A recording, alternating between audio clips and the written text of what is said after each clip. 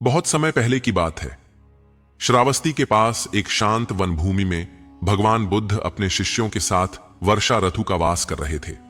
चारों ओर हरियाली फैली हुई थी, वृक्षों पर पक्षी गा रहे थे और वायु में एक अद्भुत शांति व्याप्त थी। उसी वन के एक कोने में एक युवा भिक्षु सुधाकर अपने चबूतरे पर चुपचाप बैठा था, किंतु उसके मन में खलबली मची हुई थी। वह पिछले कई दिनों से एक ही बात से परेशान था। उसे नींद नहीं आती थी। दिन भर ध्यान, भिक्षाटन और प्रवचन सुनने के बाद भी जब सभी शिष्य गहरी निद्रा में चले जाते, तब सुधाकर करवटें बदलता रहता। उसकी आंखों में थकान होती, पर नींद उससे कोसों दूर थी। वह समझ नहीं पाता था कि आखिर इस शांति और साधना के वातावरण में भी उसे यह चैन क्यों नहीं मिलता। एक दिन वह हिम्मत करके बुद्ध के पास गया और उनके चरणों में बैठकर बोला, भगवान, मैं अपनी एक व्यथा आपके सामने रखना चाहता हूं। बुद्ध ने उसे स्नेहपूर्वक देखा और कहा, बोलो सुधाकर, क्या बात तुम्हें विचलित कर रही है? सुधाकर ने नम्रता से कहा, प्रभु, मुझे नींद नहीं आती। जब सारी संगति गहरी नींद में लीन होती है, मेरा मन तब भी भटकता रहता है। मैं सोचता हूं कि क्या मैं योग्य नहीं हूं, या मेरे मन में अभी भी विकार हैं जो मुझे विश्राम नहीं लेने देते। बुद्ध कुछ क्षण मौन रहे, फिर बोले, सुधाकर, क्या तुम जानना चाहते हो कि सही प्रकार से सोने की विधि क्या है? सुधाकर ने श्रद्धा से सिर हिलाया। बुद्ध ने अपनी शांत स्वर में कहना आरंभ किया, सुनो सुधाकर, सोना भी एक साधना है। जैसे ध्यान में शरीर को स्थिर और मन को सजग रखना पड़ता है, वैसे ही सोने में भी एक क्रम, एक विधि और एक भाव होता है। जब तुम अनजाने में अशांत विचारों के साथ शयन करते हो, तो नींद के द्वार तुम्हारे लिए बंद हो जाते हैं। सोने से पहले अपने दिन की सारी घटनाओं को बिना किसी निर्णय के, बिना किसी पश्चातावे के, बस एक साक्षी के रूप में देखो। यह मत सोचो कि क्या अच्छा किया या क्या बुरा। बस देखो जैसे एक नदी बह रही हो। फिर अपने शरीर के प्रति सजग हो जाओ। अपने पैरों से लेकर सिर तक हर अंग को अनुभव करो, उसकी थकान को पहचानो और उसे विश्राम दो। यह शरीर तुम्हारा सेवक है और उसे तुम्हारे ध्यान की आवश्यकता है। इसके बाद अपने श्वास पर ध्यान दो। गहरी और शांत श्वास लो और अनुभव करो कि हर श्वास तुम्हारे भीतर से अशांति को बाहर निकाल रही है। जैसे जैसे श्वास धीमी होती जाएगी, तुम्हारा मन भी शीतल होता जाएगा। सोने का सही तरीका यह नहीं है कि तुम थक कर बेहोश हो जाओ। सही तरीका यह है कि तुम जागरूक होकर धीरे धीरे नींद के आलिंगन में प्रवेश करो, जैसे कोई मां अपने बच्चे को बाहों में भरकर सुलाती है। सुधाकर मंत्रमुग्ध हो बुद्ध की बातें सुनता रहा। बुद्ध ने आगे कहा, जब तुम बिस्तर पर जाओ तो मृत्यु की कल्पना करो, नहीं डरने के लिए बल्कि सच्चे विराम के अनुभव के लिए। सोचो कि आज का यह विश्राम अंतिम विश्राम हो सकता है। तब न कोई क्रोध बचेगा, न कोई मोह, न कोई चिंता। तुम पूरी तरह से समर्पण की अवस्था में आ जाओगे। यही समर्पण, यही सजगता तुम्हें सच्ची नींद और सच्चे विश्राम का अनुभव देगी। जिस प्रकार एक भिक्षु ध्यान की स्थिति में बैठता है, उसी प्रकार एक जागरूक साधक सोने के लिए लेटता है, न तो अत्यधिक ललक लेकर, न ही किसी अन्य मनस्कता से, बल्कि केवल एक गहरी शांति और स्वीकृति के साथ। बुद्ध ने फिर मुस्कुराकर कहा, जो व्यक्ति जागरूक होकर सोता है, वह स्वप्नों के बंधन से मुक्त होता है। वह धीरे धीरे उस चेतना की ओर बढ़ता है जहां नींद केवल शरीर की होती है, आत्मा की नहीं। सुधाकर के नेत्रों में आशा का दीप जल उठा। उसने उस रात बुद्ध की कही बातों का पालन किया। शयन से पहले वह एकांत में बैठा, पूरे दिन की घटनाओं को निश्चल भाव से देखा, शरीर को धन्यवाद दिया और श्वास पर ध्यान केंद्रित किया। जब वह लेटा तो पहली बार उसका मन शांत था और कुछ ही क्षणों में वह एक मीठी नींद में चला गया, एक ऐसी नींद जो उसे भीतर से ताजगी दे गई। अगली सुबह वह पहली बार आनंदित होकर उठा। उसके चेहरे पर एक नई रोशनी थी।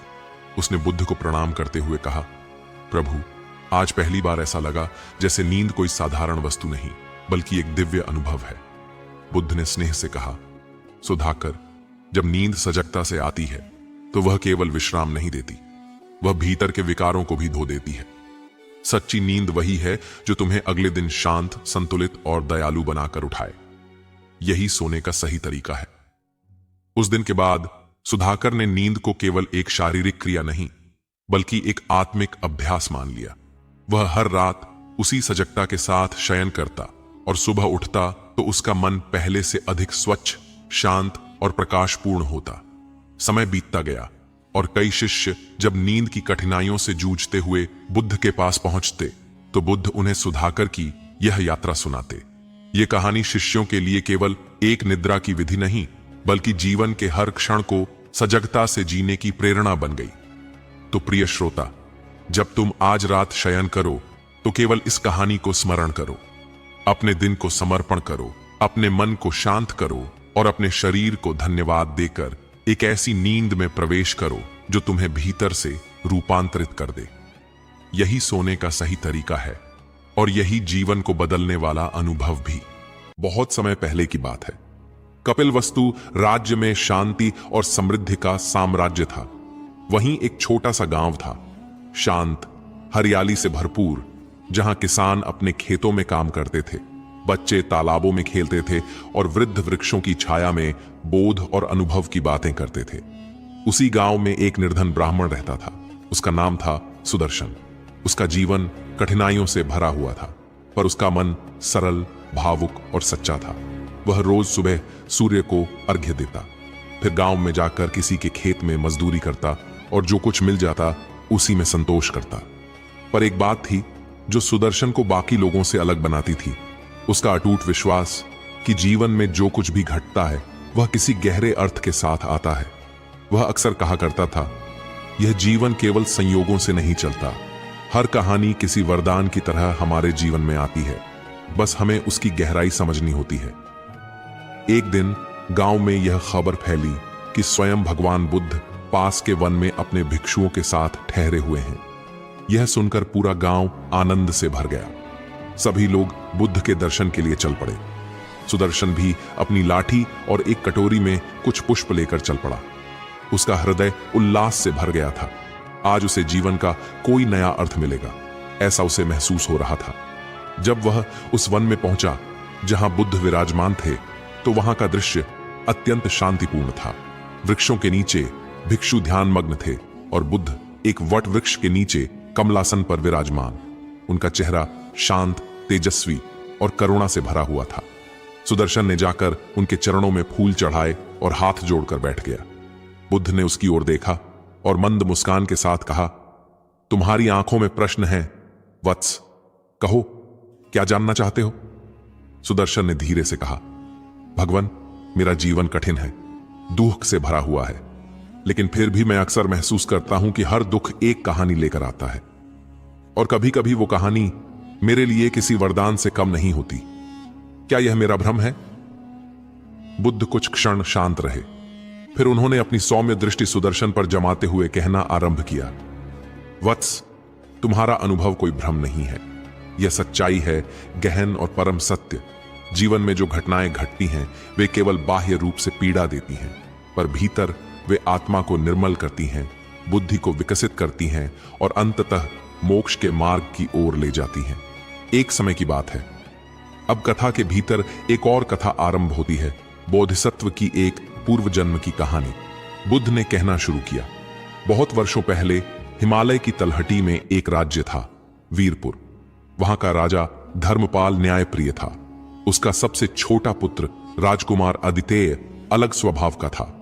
उसे युद्ध में नहीं, ध्यान और ज्ञान में रुचि थी। राजा उसे अक्सर समझाते, आदितेय, तुम्हें युद्ध कला में निपुण होना चाहिए ताकि तुम एक योग्य उत्तराधिकारी बन सको। पर आदितेय विनम्रता से कहता, पिताश्री, मेरी आत्मा को तलवार की चमक नहीं, ध्यान की शांति आकर्षित करती है। एक दिन आदितेय राजमहल छोड़कर वन की ओर निकल पड़ा। उसका मन ज्ञान की खोज में था।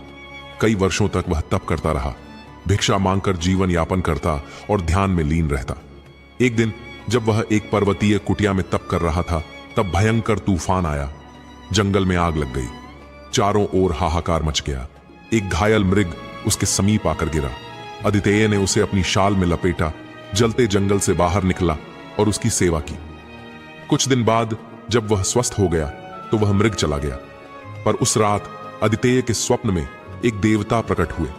उन्होंने कहा, हे तपस्वी, वह मृग कोई साधारण जीव नहीं था, वह स्वयं धर्म का प्रतीक था। तुमने उसकी रक्षा की और इसलिए तुम्हें एक वरदान प्राप्त होगा। तुम्हारा हर दोहा हर संघर्ष किसी गहरी कहानी का भाग होगा जो अंततः तुम्हें ज्ञान के शिखर तक पहुंचाएगी। यह कहानी तुम्हारे लिए किसी वरदान से कम नहीं होगी। अदितेय की आंखों से आंसू बहने लगे। उसने समझ लिया कि जीवन की कठिनाइयां हमें तोड़ती नहीं, गढ़ती हैं। और उस क्षण से उसने अपने सभी दुखों को गुरुओं के समान सम्मान देना शुरू कर दिया। कथा का समापन और वर्तमान में वापसी।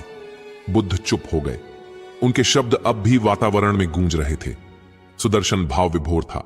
उसने आंखें मूंद लीं और जैसे उसका अंतर्मन उस कथा की अग्नि में तपकर शुद्ध हो गया हो। भगवान, उसने धीमे स्वर में कहा, अब मैं समझ गया हूं। यह जो मेरा जीवन है, यह जो संघर्ष है, वे केवल परीक्षा नहीं है। यह तो किसी अदृश्य वरदान की तरह है जो मुझे मेरे सत्य से परिचित कराएंगे।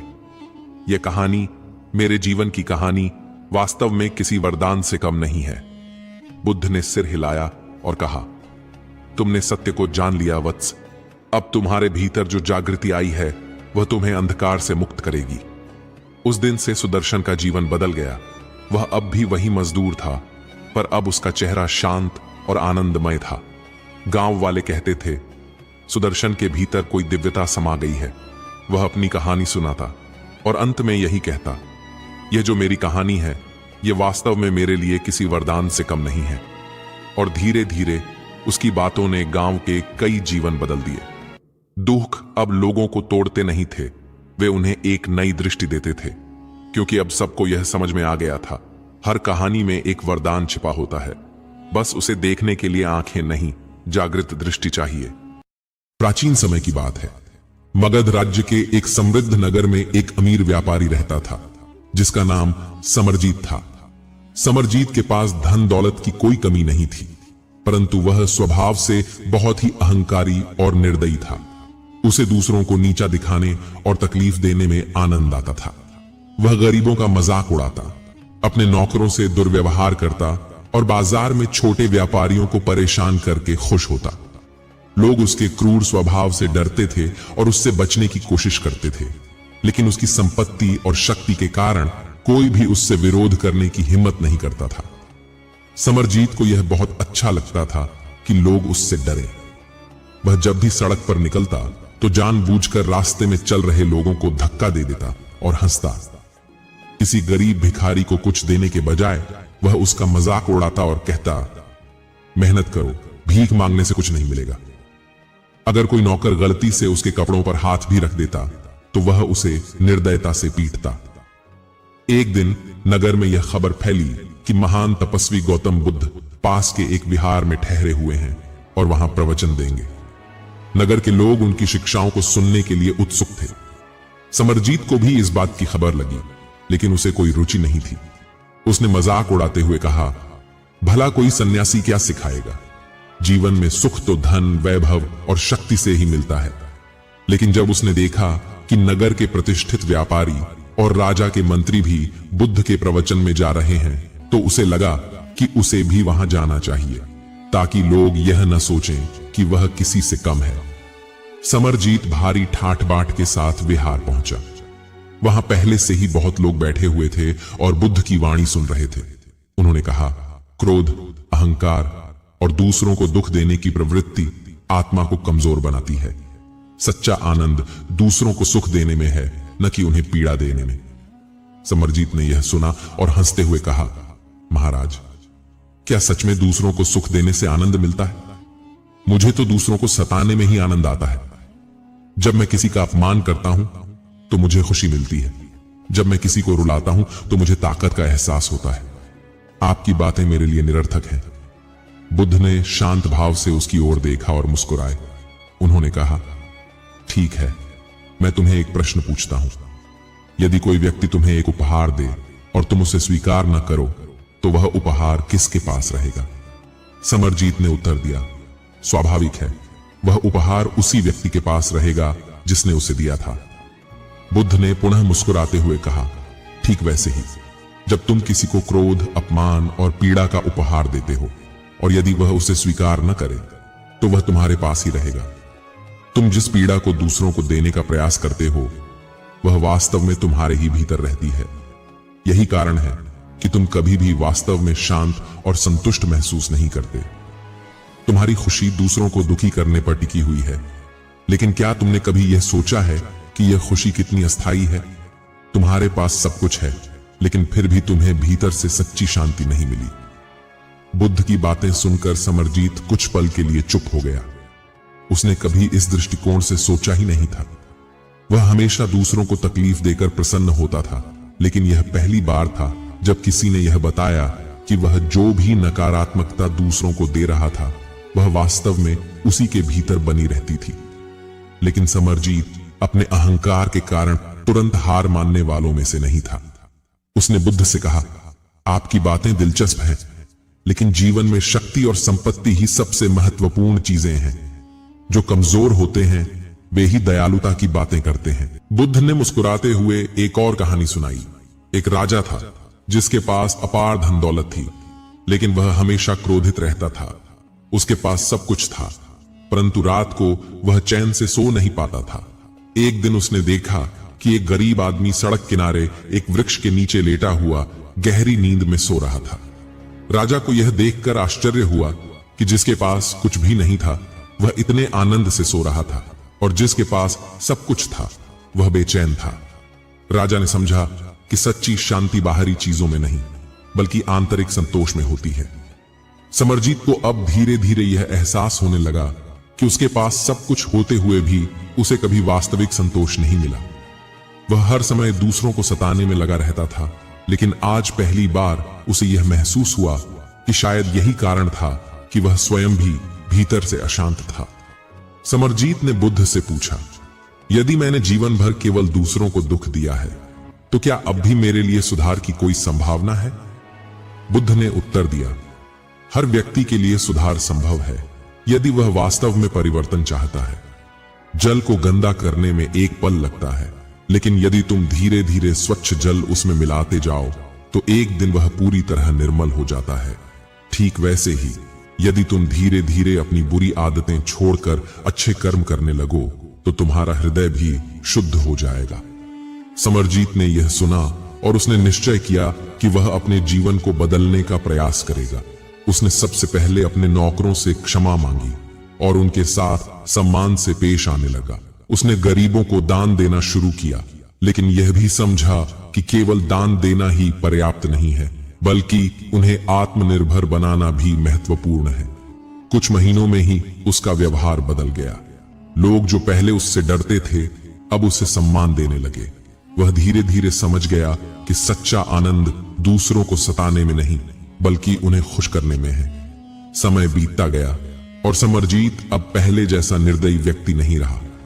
वह पहले दूसरों को दुख देकर खुश होता था, लेकिन अब उसे दूसरों की मदद करके सच्ची खुशी मिलती थी। वह समझ गया था कि क्रूरता से अर्जित आनंद अस्थायी होता है, जबकि सच्ची खुशी करुणा और प्रेम में निहित होती है। गौतम बुद्ध की शिक्षा ने उसका जीवन बदल दिया था। अब जब भी कोई उसे देखता तो वह पहले की तरह डरता नहीं था, बल्कि उसकी ओर आदर और प्रेम से देखता था। यह देखकर समरजीत को वह आनंद मिलता था जो उसे पहले कभी नहीं मिला था। इस प्रकार अहंकारी और निर्दयी समरजीत करुणा और प्रेम का अनुयायी बन गया और उसने सच्ची शांति प्राप्त की। चलिए अब आज की अंतिम कहानी की तरफ बढ़ते हैं। नमस्कार दोस्तों, अकेला व्यक्ति हर बार YouTube चैनल में आपका दिल से स्वागत है। तो ज्यादा समय न लेते हुए शुरू करते हैं। मानवता की बर्बादी के 7 कारणों पर आधारित एक प्रेरणादायक कहानी प्रस्तुत है। इस कहानी में उन कारणों का वर्णन किया गया है जो मानवता के पतन का कारण बनते हैं। इसमें हर कारण को स्पष्ट रूप से दिखाया गया है। साथ ही यह भी बताया गया है कि कैसे हमें इन कारणों से बचकर जीवन में सच्चे मार्ग पर चलना चाहिए। बहुत समय पहले की बात है, एक छोटे से गांव में एक व्यक्ति रहा करता था। वह व्यक्ति बहुत ही दयालु और सरल स्वभाव का था। उसका नाम सुशोधन अमर था। सुशोधन के मन में सच्चाई और अच्छाई की गहरी समझ थी। वह हमेशा दूसरों की मदद करने में विश्वास करता था और गांव के सभी लोग उसे सम्मान की नजरों से देखते थे। लेकिन एक दिन सुशोधन ने देखा कि उसका गांव बदलने लगा है। लोग अब पहले की तरह अच्छे नहीं रहे थे। एक अजीब सा बदलाव उस छोटे से गांव को घेर रहा था। लोगों की आंखों में पहले जैसी सादगी और प्यार नहीं था। एक दिन सुशोधन ने सोचा, क्या कारण है कि गांव में यह बदलाव आ रहा है? तभी एक बूढ़े संत से उसकी मुलाकात हुई, जिनका नाम देवाचार्य ने सुशोधन से कहा, बेटे, मानवता के पतन के कई कारण हैं जो समय के साथ होते जाते हैं। अगर तुम इन कारणों को समझ पाओ तो तुम अपने गांव और समाज को फिर से संजीवित कर सकते हो। संत के शब्दों ने सुशोधन को प्रेरित किया।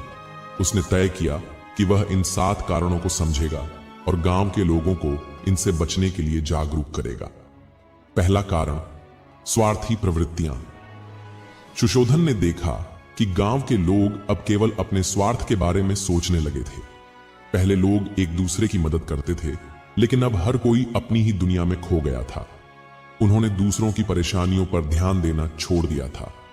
संत देवाचार्य ने सुशोधन से कहा, स्वार्थी प्रवृत्तियां मानवता के पतन का पहला कारण है। जब लोग केवल अपने स्वार्थ में उलझे रहते हैं तो वे दूसरों के दुख दर्द को महसूस नहीं कर पाते। यही स्वार्थ दूसरों के साथ नफरत, दुश्मनी और ईर्ष्या को जन्म देता है। सुशोधन ने ठान लिया कि वह इस स्वार्थी प्रवृत्ति को गांव में फैलने नहीं देगा। वह सबको समझाने के लिए तैयार हो गया। दूसरा कारण, अहंकार और घमंड। सुशोधन ने देखा कि कुछ लोग अपने पद और प्रतिष्ठा के कारण अहंकार में डूबे हुए थे। वे खुद को दूसरों से श्रेष्ठ मानते थे और अपने आसपास के लोगों को तुच्छ समझते थे।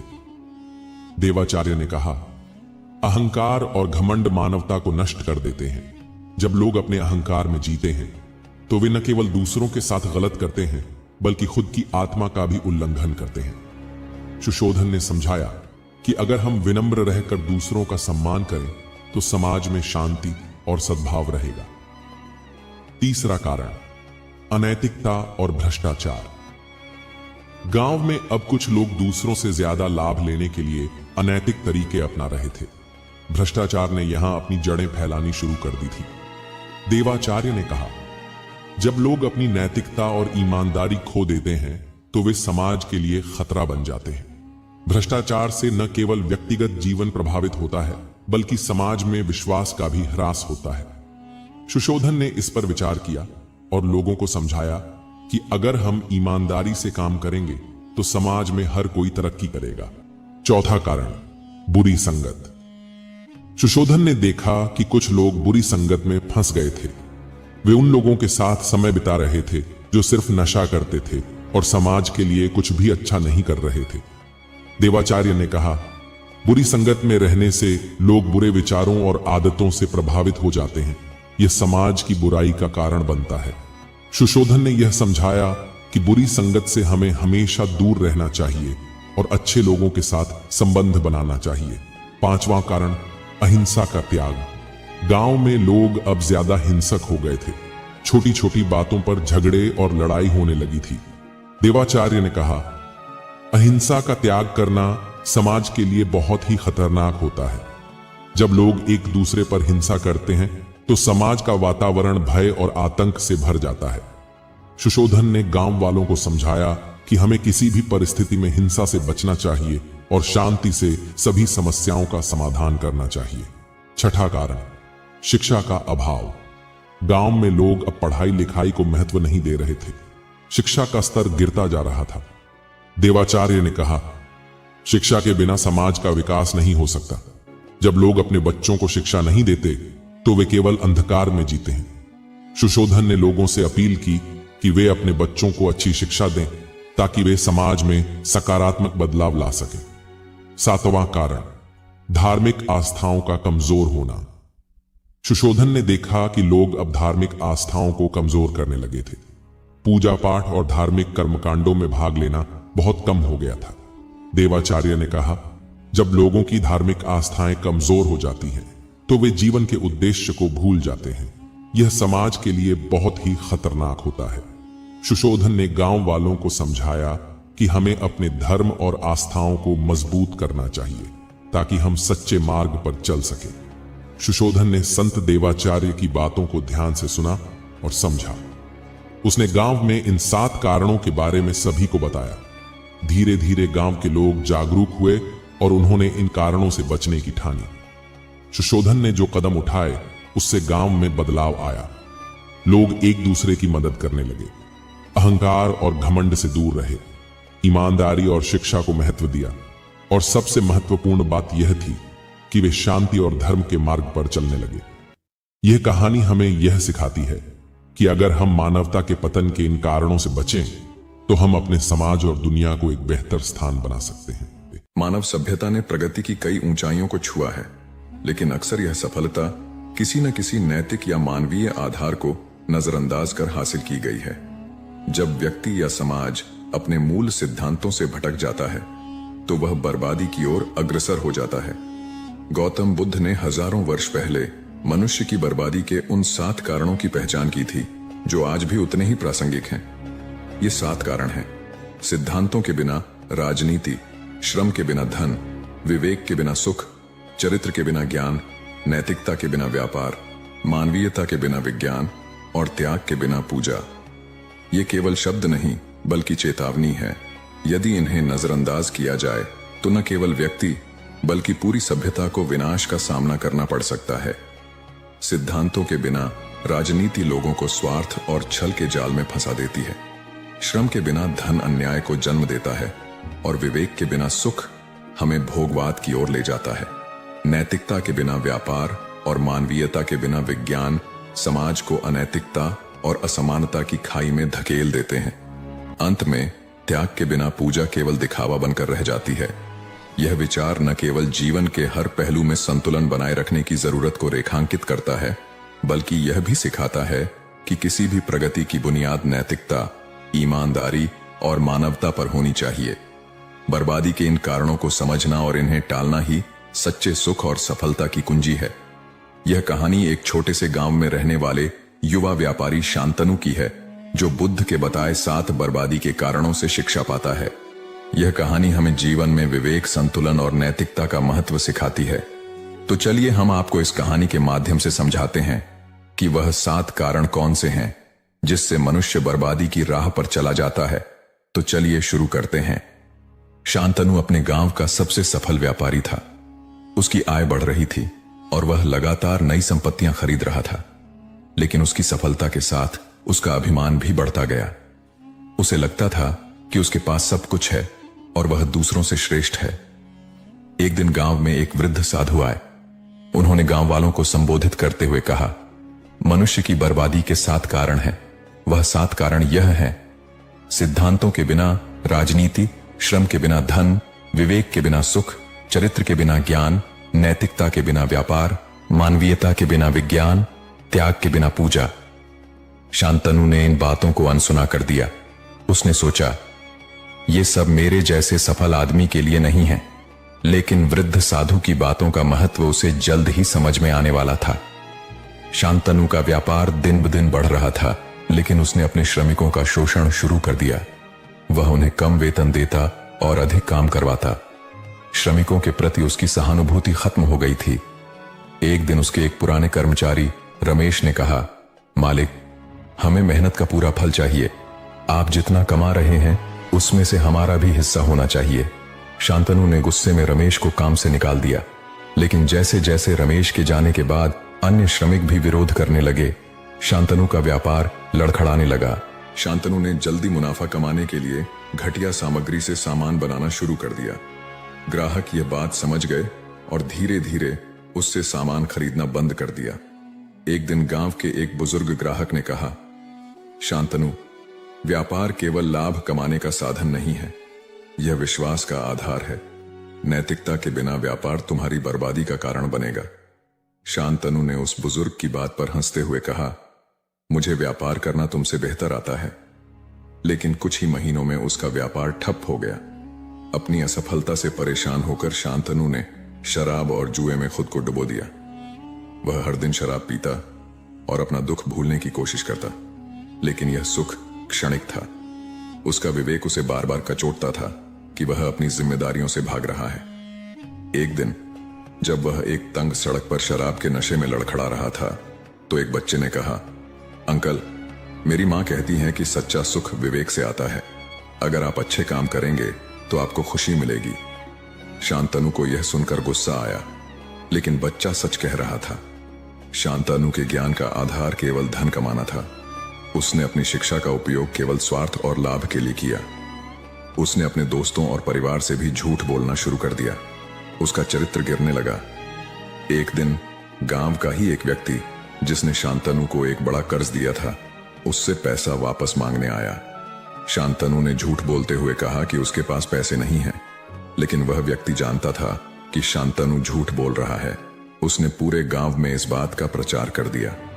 शांतनु की प्रतिष्ठा पूरी तरह बर्बाद हो गई। शांतनु ने अपने व्यापार को फिर से खड़ा करने के लिए नई तकनीकों का उपयोग किया। उसने मशीनों से उत्पादन बढ़ाया, लेकिन इससे कई मजदूर बेरोजगार हो गए। उसने इस बात की परवाह नहीं की कि इन मजदूरों के परिवारों का क्या होगा। मजदूरों के विरोध से परेशान होकर शांतनु ने कहा, मेरे व्यापार में विज्ञान का उपयोग मुझे आगे ले जाएगा। तुम्हारी बेरोजगारी मेरी समस्या नहीं है। लेकिन जब गांव वालों ने यह देखा कि शांतनु केवल अपनी भलाई के लिए काम कर रहा है, तो उन्होंने उसका बहिष्कार करना शुरू कर दिया। अपनी दुर्दशा से बचने के लिए शांतनु ने पूजा पाठ शुरू कर दिया। वह हर दिन मंदिर में जाकर भगवान से प्रार्थना करता, लेकिन उसके मन में कोई बदलाव नहीं आया। वह अपने कर्मों का त्याग करने को तैयार नहीं था। एक दिन वही वृद्ध साधु फिर से गांव आए।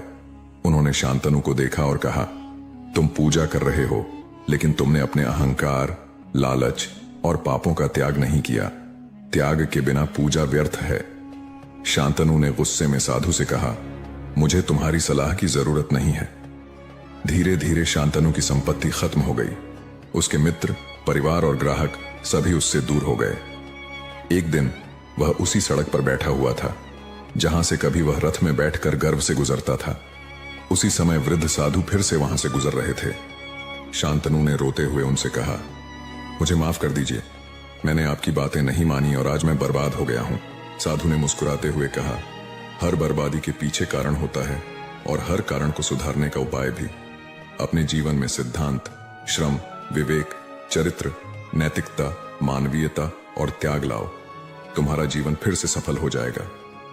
शांतनु ने साधु के उपदेश को अपना लिया। उसने श्रमिकों से माफी मांगी, व्यापार में नैतिकता लाई और अपने चरित्र को सुधारने के लिए कड़ी मेहनत की। धीरे धीरे उसने अपनी खोई हुई प्रतिष्ठा और व्यापार को वापस पा लिया। अब शांतनु एक ऐसा व्यापारी बन गया था जो केवल लाभ नहीं, बल्कि मानवता, नैतिकता और विवेक के साथ काम करता था। बुद्ध द्वारा बताए गए 7 बर्बादी के कारण केवल शब्द नहीं, बल्कि जीवन जीने के नियम हैं। यह कहानी हमें सिखाती है कि सफलता और सुख के लिए नैतिकता, विवेक और त्याग का होना अनिवार्य है। दोस्तों, जाने अनजाने में हम कुछ ऐसी गलतियां कर देते हैं जिसका पछतावा हमें बाद में होता है। हमें जब अपनी गलती का एहसास होता है तब बहुत देर हो जाती है। तब तक हम बर्बाद हो चुके होते हैं। तो आखिर वो जीवन में कौन कौन सी गलतियां हैं जिसके बारे में हमें पता नहीं है, जो हमें बर्बाद कर रही है? आइए आज इस कहानी में यही बात करते हैं कि इंसान की कौन कौन सी गलतियां हैं जो उन्हें बर्बाद कर देती है। अपनी बर्बादी के कारण अगर हम पता कर लें तो हमारा जीवन सुखमय बन सकता है। बहुत समय पहले की बात है। एक नगर में एक धनी सेठ रहा करता था। उस सेठ के पास सभी तरह की सुख सुविधाएं थीं, लेकिन उसकी कोई संतान नहीं थी। संतान के दुख में वह हमेशा चिंतित रहता था। फिर एक दिन उसे पता चलता है कि उसकी पत्नी गर्भवती है। वह बहुत प्रसन्न हो जाता है। फिर उसने अपनी पत्नी का खूब ख्याल रखा। ऐसे में एक दिन उसके घर पर एक पुत्र का जन्म होता है। सेठ पुत्र के जन्म पर बहुत ही प्रसन्न था। उसने पूरे नगर में मिठाई बंटवाई और उसकी खुशी का कोई ठिकाना न था। देखते ही देखते उसका पुत्र बड़ा हो गया और सेठ ने अपने पुत्र को गुरुकुल भेजने का निर्णय किया ताकि वो पर लिखकर एक विद्वान बन सके। अभी उसके पुत्र की उम्र ज्यादा नहीं हुई थी, लेकिन उसने छोटी ही उम्र में अपने पुत्र को गुरुकुल भेज दिया। गुरुकुल में वो बालक अच्छे से शिक्षा ग्रहण करता, अपने गुरु की सभी आज्ञाओं का पालन करता। ऐसे में वह बालक वहां का सबसे होनहार विद्यार्थी बन गया। गुरुकुल में उस बालक ने सारे वेद, पुराण और शास्त्रों का अध्ययन किया और बहुत बड़ा विद्वान बन गया।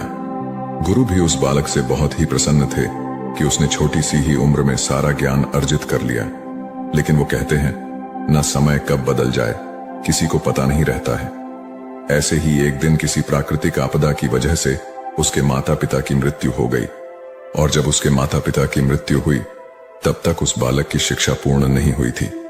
और जब उस बालक ने इस खबर को सुना कि उसके माता पिता इस दुनिया में नहीं रहे और उनका सब कुछ बर्बाद हो चुका है, तो उस बालक का इस सांसारिक मोह माया से मन उठ गया।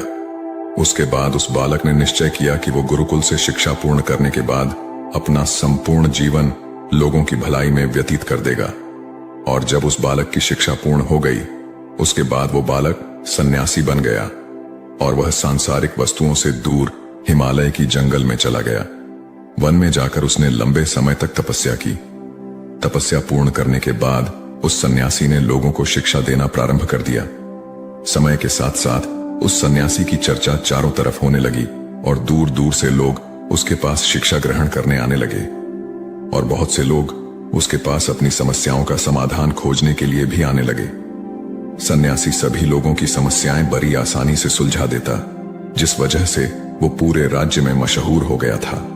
लेकिन जिस नगर में वो रहता था, उस नगर का राजा एक क्रूर व्यक्ति था। जब राजा को उस सन्यासी के बारे में पता चला तो उस राजा ने उससे मिलने का निश्चय किया। अगली सुबह राजा अपने महल से निकलकर उस सन्यासी से मिलने के लिए निकल गया और फिर सन्यासी के कुटिया के बाहर पहुंच गया। वहां पहुंचकर जब राजा ने उस सन्यासी को देखा, तब राजा उस सन्यासी को देखता ही रह गया। उसके चेहरे पर एक अलग ही तेज था।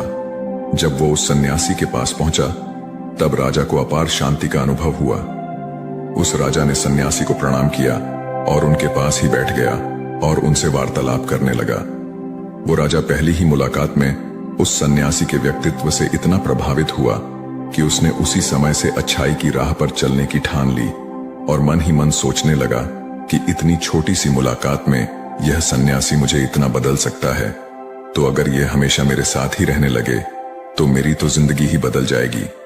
और यही सोचकर राजा सन्यासी से महल चलने का आग्रह करने लगा। राजा का आग्रह सुनकर सन्यासी मना नहीं कर पाया और वह राजमहल चलने को तैयार हो गए। फिर राजा सन्यासी को लेकर राजमहल की ओर चल दिया। राजमहल पहुंचने पर राजा ने सन्यासी का खूब आदर सत्कार किया और उसके बाद राजा ने सन्यासी को एक सही कमरे में भोजन करवाया। भोजन के बाद सन्यासी ने राजा को धन्यवाद कहा और राजा से जाने की अनुमति मांगी। यह सुनकर राजा ने कहा कि आप हमारे बगीचे में जब तक चाहे रह सकते हैं। आपको यहाँ पर किसी भी प्रकार की असुविधा नहीं होगी और आप यहाँ रहेंगे तो हमारे प्रजा को भी अच्छा लगेगा और हमें भी अच्छा लगेगा। यह सुनकर सन्यासी ने राजा का प्रस्ताव स्वीकार कर लिया। उसके बाद राजा ने सेवकों से कहा कि सन्यासी महाराज के लिए बगीचे में रहने का, खाने का, वस्त्र इत्यादि का प्रबंध किया जाए। राजा की आज्ञा के अनुसार सेवकों ने एक सुंदर कुटिया का निर्माण कर दिया। उसके बाद वह सन्यासी उसी कुटिया में रहने लगे। सन्यासी को उस कुटिया में रहते रहते कई साल बीत गए और इस दौरान राजा ने उनकी खूब सेवा की। एक बार एक आवश्यक काम की वजह से राजा और रानी को किसी दूसरे राज्य में जाना पड़ा, इसलिए उन्होंने एक सेवादार को सन्यासी की सेवा में नियुक्त कर दिया। पर वो सेवादार राजा के जाने के बाद बीमार पड़ गया और अपने घर चला गया और कभी लौटकर वापस नहीं आया। ऐसे में राजा जब वापस आया तो सन्यासी क्रोध के मारे उस राजा को बहुत कुछ सुनाया और राजा से कहा कि हे राजन, जो जिम्मेदारी तुम पूरा नहीं कर सकते तो उसे उठाते ही क्यों हो। तब राजा ने सन्यासी से क्षमा मांगते हुए कहा, हे गुरुदेव, यदि मुझसे कोई भूल हो गई हो तो उसके लिए मैं आपसे क्षमा मांगता हूं। मुझे क्षमा कर दीजिए और आप अपना क्रोध शांत कीजिए और कृपा करके बताइए कि आपको क्या कष्ट हुआ है। यह सुनकर उस सन्यासी ने कहा कि तुम्हारे जाने के बाद मुझे यहां पर किसी ने भोजन नहीं दिया और मैं बहुत दिनों तक भूखा ही रहा। मुझे यहां पर आकर किसी ने पूछा तक नहीं कि मैं किस हाल में हूं। यह सुनकर राजा ने सन्यासी से फिर से क्षमा मांगे और कहा, हे गुरुदेव, आज के बाद ऐसी कोई गलती नहीं होगी। और इसके बाद मामला शांत हो गया। जब राजा और सन्यासी के बीच वार्तालाप हो रही थी, तब रानी भी ये सारी बातें चुपके से सुन रही थी और सब कुछ देख रही थी। उसके बाद राजा ने उस सन्यासी को कोई भी शिकायत का मौका नहीं दिया और उसकी खूब सेवा की। परंतु कुछ दिनों बाद राजा को फिर किसी आवश्यक कार्य से अपने राज्य से बाहर जाना पड़ा। लेकिन इस बार राजा ने राज्य से बाहर जाने से पहले अपने रानी को कहा कि जब तक मैं नहीं आऊं तब तक आप स्वयं सन्यासी की देखभाल करोगी। यह सुनकर रानी ने कहा कि जी महाराज, आप निश्चिंत होकर जाइए। मैं सन्यासी महाराज की अच्छे से सेवा करूंगी। उसके बाद रानी हर रोज भोजन बनाकर सन्यासी को भेज देती थी। लेकिन एक दिन रानी नहाने के लिए चली गई और सन्यासी को भोजन देना भूल गई। सन्यासी ने काफी देर तक भोजन का इंतजार किया, लेकिन जब भोजन नहीं आया तो सन्यासी सोच में पड़ गया कि आज खाना क्यों नहीं आया। उसके बाद सन्यासी ने सोचा कि वो खुद महल में जाकर देखेगा कि आखिर अब तक खाना क्यों नहीं आया, और फिर वह महल पहुंच गया। जब वो महल के अंदर दाखिल हुआ, वहां उसकी नजर रानी पर पड़ी। रानी के लंबे लंबे घने काले बाल जो कि उसके कमर पर लहरा रही थीं, उसकी कजरारी आंखें जो देखने मात्र से किसी को भी घायल कर दे, उसकी हिरनी जैसी चाल। रानी के इतने सुंदर रूप को देखकर सन्यासी चकित हो गया और रानी की सुंदरता सन्यासी के मन में घर कर गई और वह वहां से बिना कुछ कहे ही अपनी कुटिया में लौट आया। सन्यासी रानी के रूप की सुंदरता को भुला ना सका और वह खाना पीना छोड़कर अपनी कुटिया में पड़ा रहा। सन्यासी अपने विचारों के चलते कई दिनों तक कुछ नहीं खाया, जिस वजह से वो बहुत कमजोर हो गया। फिर कुछ समय बाद राजा वापस लौटे और जब उन्हें सन्यासी की हालत का पता चला तो वह सीधे सन्यासी से मिलने उनके कुटिया के पास पहुंच गए और बोले कि हे गुरुदेव, क्या बात है, आपको क्या हो गया है और आप इतने कमजोर कैसे हो गए? आखिर आपको किस बात की चिंता है? किस गहरी सोच में डूबे हुए हो? क्या मुझसे कोई भूल हो गई है? तब सन्यासी ने कहा कि नहीं राजन, आपसे कोई भूल नहीं हुई है। यह सुनकर राजा ने कहा, तो फिर आखिर क्या बात है, आप मुझे बताइए, मैं आपकी परेशानी जरूर हल करूंगा। यह सुनकर सन्यासी ने राजा से कहा कि हे राजन, मैं आपकी रानी की अद्भुत सुंदरता को देखकर उनके विचारों में खो गया हूं और अब मैं रानी के बिना जिंदा भी नहीं रह सकता। यह बातें सुनकर राजा हैरान रह गया और कुछ देर सोचने के बाद राजा ने उस सन्यासी से कहा, मैं आपको रानी दे दूंगा। यह बात सुनते ही सन्यासी बहुत प्रसन्न हो गया। फिर राजा सन्यासी को लेकर महल चले गए और जब राजा सन्यासी को लेकर महल पहुंचे, उस दिन रानी ने सबसे सुंदर वस्त्र पहनी हुई थी। फिर राजा रानी के पास पहुंचे और रानी से कहा कि आपको इस सन्यासी की मदद करनी चाहिए। यह बहुत कमजोर पड़ गए हैं और मैं नहीं चाहता कि किसी ज्ञानी पुरुष की हत्या का कलंक मेरे सर पर लगे। उसके बाद राजा ने रानी से पूछा कि क्या आप इस कलंक को अपने सिर लेना चाहेंगे?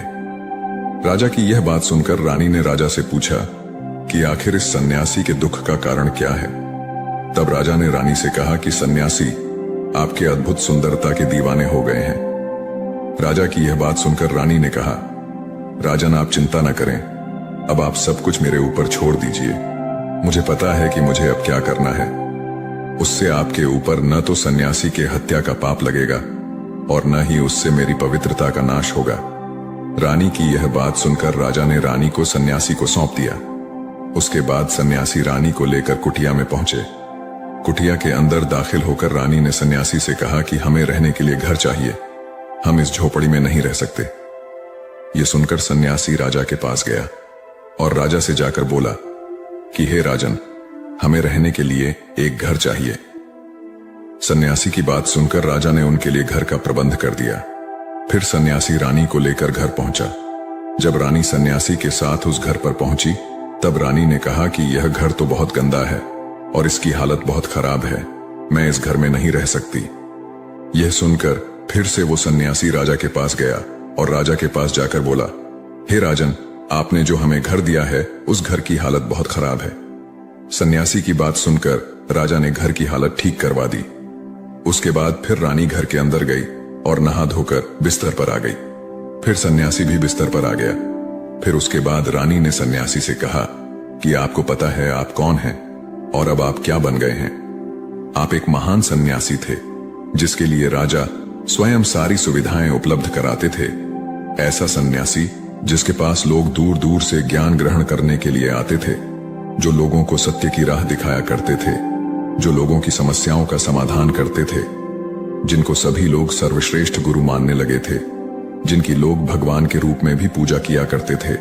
और आज आप अपने वासना के कारण मेरे गुलाम बन गए हैं। रानी की ये सारी बातें सुनकर उस सन्यासी को बड़ा झटका लगा और उसे महसूस हुआ कि वो तो एक सन्यासी है और वो ये सब क्या कर रहा है। वो तो इन सारी सुख सुविधाओं को छोड़कर शांति की तलाश में वन में चला गया था।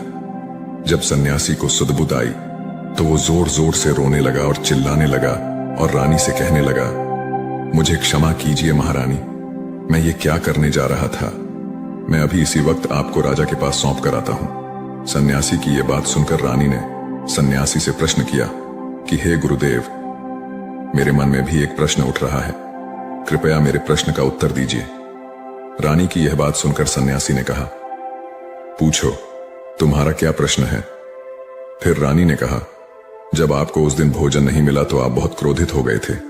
तब मैंने आपका यह रूप पहली बार देखा था और तभी से मैं आपके व्यवहार में परिवर्तन महसूस कर रही हूं।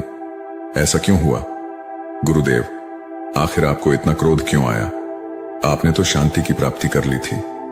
रानी की बातें सुनकर सन्यासी ने कहा कि जब मैं वन में था तो मुझे समय पर भोजन नहीं मिलता था, लेकिन जब मैं महल में आया तो महल में आने के बाद मुझे सारी सुख सुविधाएं प्राप्त हुई और फिर मैं इन सभी सुख सुविधाओं के आदी हो गया और मुझे इसके प्रति लगाव उत्पन्न हो गया और फिर मुझे इसको पाने का लालच उत्पन्न हो गया और जब मुझे यह नहीं मिला तो मेरे अंदर क्रोध उत्पन्न हो गया। फिर सन्यासी ने कहा, महारानी, अगर इच्छा पूरी ना हो तो क्रोध उत्पन्न होता है और अगर इच्छा पूरी हो जाए तो लालच बढ़ जाता है। सन्यासी ने आगे कहा, यह इच्छा की पूर्ति ही मुझे वासना के द्वार पर ले आई है और मैं आपके प्रति आकर्षित हो गया। इसके बाद वो सन्यासी रानी को लेकर राजा के पास पहुंचा और बोला, हे राजन, मुझे क्षमा कर दीजिए, मुझे अपनी गलती का एहसास हो गया है। ये लो आपकी रानी, मुझे यह सब नहीं चाहिए। मैं अपनी इच्छा में वशीभूत होकर यह गलत कार्य करने जा रहा था और अपने जीवन को बर्बाद कर रहा था, लेकिन अब मुझे सब कुछ समझ आ गया है। उसके बाद उस सन्यासी ने कहा कि हे राजन, मनुष्य की बर्बादी का कारण उसकी 4 आदतें बनती है और दुनिया के हर एक व्यक्ति के अंदर ये 4 अवगुण होते हैं, लेकिन जो व्यक्ति इन पर नियंत्रण पा लेता है वह दुख और परेशानियों से बच जाता है और वहीं जो व्यक्ति इन 4 दोषों पर नियंत्रण नहीं कर पाता है वो बर्बाद होने के कगार पर पहुंच जाता है। यह सुनकर राजा ने कहा, हे गुरुदेव, आप मुझे वह 4 आदतें बताइए जिससे मनुष्य की बर्बादी हो जाती है। फिर सन्यासी ने राजा को मनुष्यों को बर्बाद कर देने वाली 4 आदतों के बारे में बताया कि हे राजन, मनुष्यों को बर्बाद करने वाली पहली आदत है उसकी इच्छा, क्योंकि इच्छा ही दुनिया के हर एक व्यक्ति के अंदर पहला अवगुण होता है और जो व्यक्ति अपनी इच्छाओं को नियंत्रण में नहीं रख पाता है वह जीवन में किसी भी जगह सफल नहीं हो पाता है, क्योंकि जैसे ही उसकी एक इच्छा पूरी होती है वह दूसरे की ओर बढ़ाने लगता है और दूसरी पूरी होती है तो तीसरी इच्छा उसके मन में जागृत हो जाती है और फिर ऐसा करते करते इच्छाओं पर नियंत्रण न होने के कारण इंसान के मन में संतोष का भाव नहीं आ पाता है और इसी जाल में उलझा रहता है, दुखी रहता है। इसीलिए राजन, जब हम अपनी इच्छाओं पर नियंत्रण पा लेते हैं तो हम हमारे मन पर भी नियंत्रण कर लेते हैं और जब हमारा मन हमारे वश में होता है तो हमें सुख ही सुख की प्राप्ति होती है। फिर जो हम चाहते हैं वही हमारे साथ होता है। फिर सन्यासी कहता है कि हे राजन, मनुष्य को बर्बाद करने वाली दूसरी आदत है वासना। वासना का जन्म हमारे मन में उठने वाली इच्छाओं से होता है। जिस प्रकार इच्छाओं का कोई अंत नहीं होता, उसी तरह मनुष्य वासना के जाल में फंसता ही चला जाता है। वासना में वशीभूत होकर इंसान को कुछ भी नहीं नजर आता है।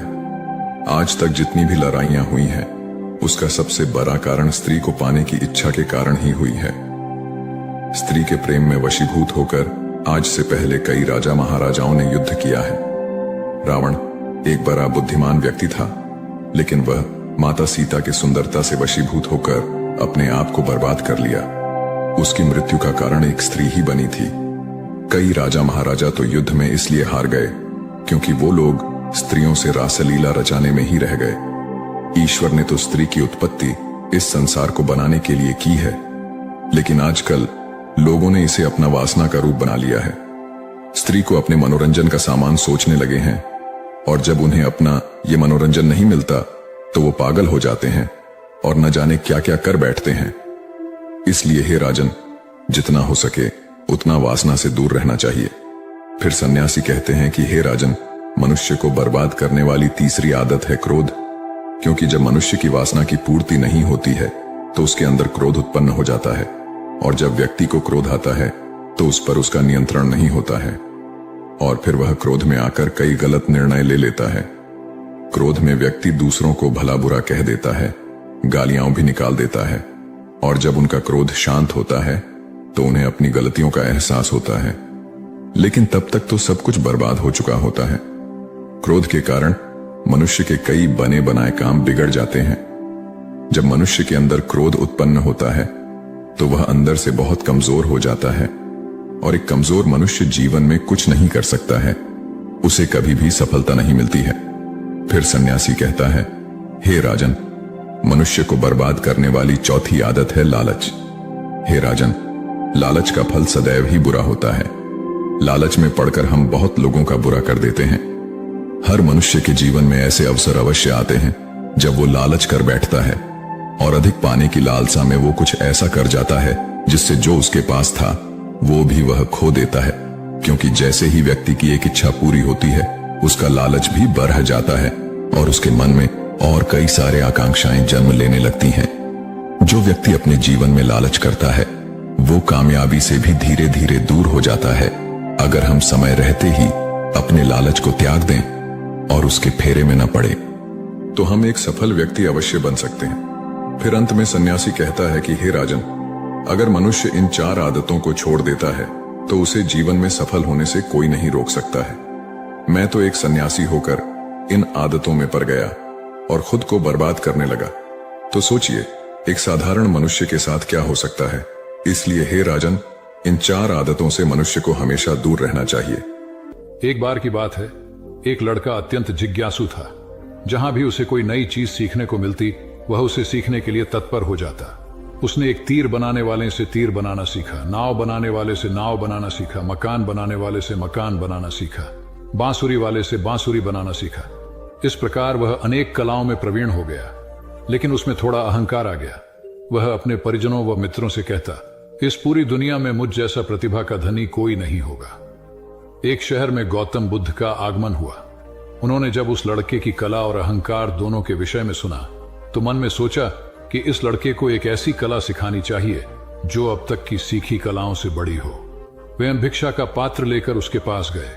लड़के ने पूछा, आप कौन हैं? बुद्ध बोले, मैं अपने शरीर को नियंत्रण में रखने वाला एक आदमी हूं। लड़के ने उन्हें अपनी बात स्पष्ट करने के लिए कहा।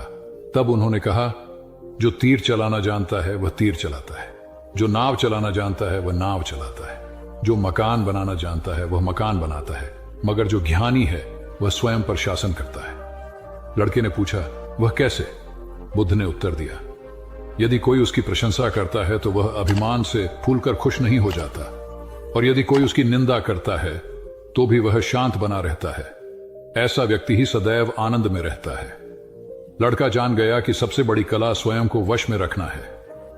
कथा सार यह है कि आत्मनियंत्रण जब सध जाता है तो संभव आता है, और यही संभव अनुकूल प्रतिकूल दोनों स्थितियों में हमें प्रसन्न रखता है। सिद्धार्थ ने मौन का महत्व समझाया। कथा सिद्धार्थ के जीवन के उस दौर की है जब वे बुद्धत्व को प्राप्त नहीं हुए थे और निरंजना नदी के तटीय वनों में वृक्ष के नीचे ध्यान करते थे। सिद्धार्थ प्रतिदिन ध्यान करने के बाद पास के किसी गांव में चले जाते और भिक्षा मांगकर लौट आते। कुछ दिनों के बाद उन्होंने भिक्षाटन पर जाना बंद कर दिया, क्योंकि एक गांव के प्रधान की छोटी बेटी सुजाता उनके लिए नित्य भोजन लाने लगी। सिद्धार्थ को वह बड़े स्नेह से भोजन कराती थी। कुछ दिनों बाद उसी गांव का एक चरवाहा भी सिद्धार्थ से प्रभावित होकर उनके पास आने लगा। उसका नाम स्वस्थ था। एक दिन स्वस्थ से सिद्धार्थ बातें कर रहे थे कि सुजाता भोजन लेकर आई। जैसे ही सिद्धार्थ ने भोजन करना शुरू किया, उन्होंने बातचीत बंद कर दी। जितनी देर तक वे भोजन करते रहे, बिल्कुल चुप रहे और वहां सन्नाटा छाया रहा। स्वस्थ को हैरानी हुई। उसने सिद्धार्थ के भोजन करने के उपरांत उनसे पूछा, गुरुदेव, आप मेरे आने के बाद निरंतर वार्तालाप करते रहे, किंतु भोजन के समय एक शब्द भी नहीं बोले। इसका क्या कारण है? सिद्धार्थ बोले, भोजन का निर्माण बड़ी कठिनाई से होता है।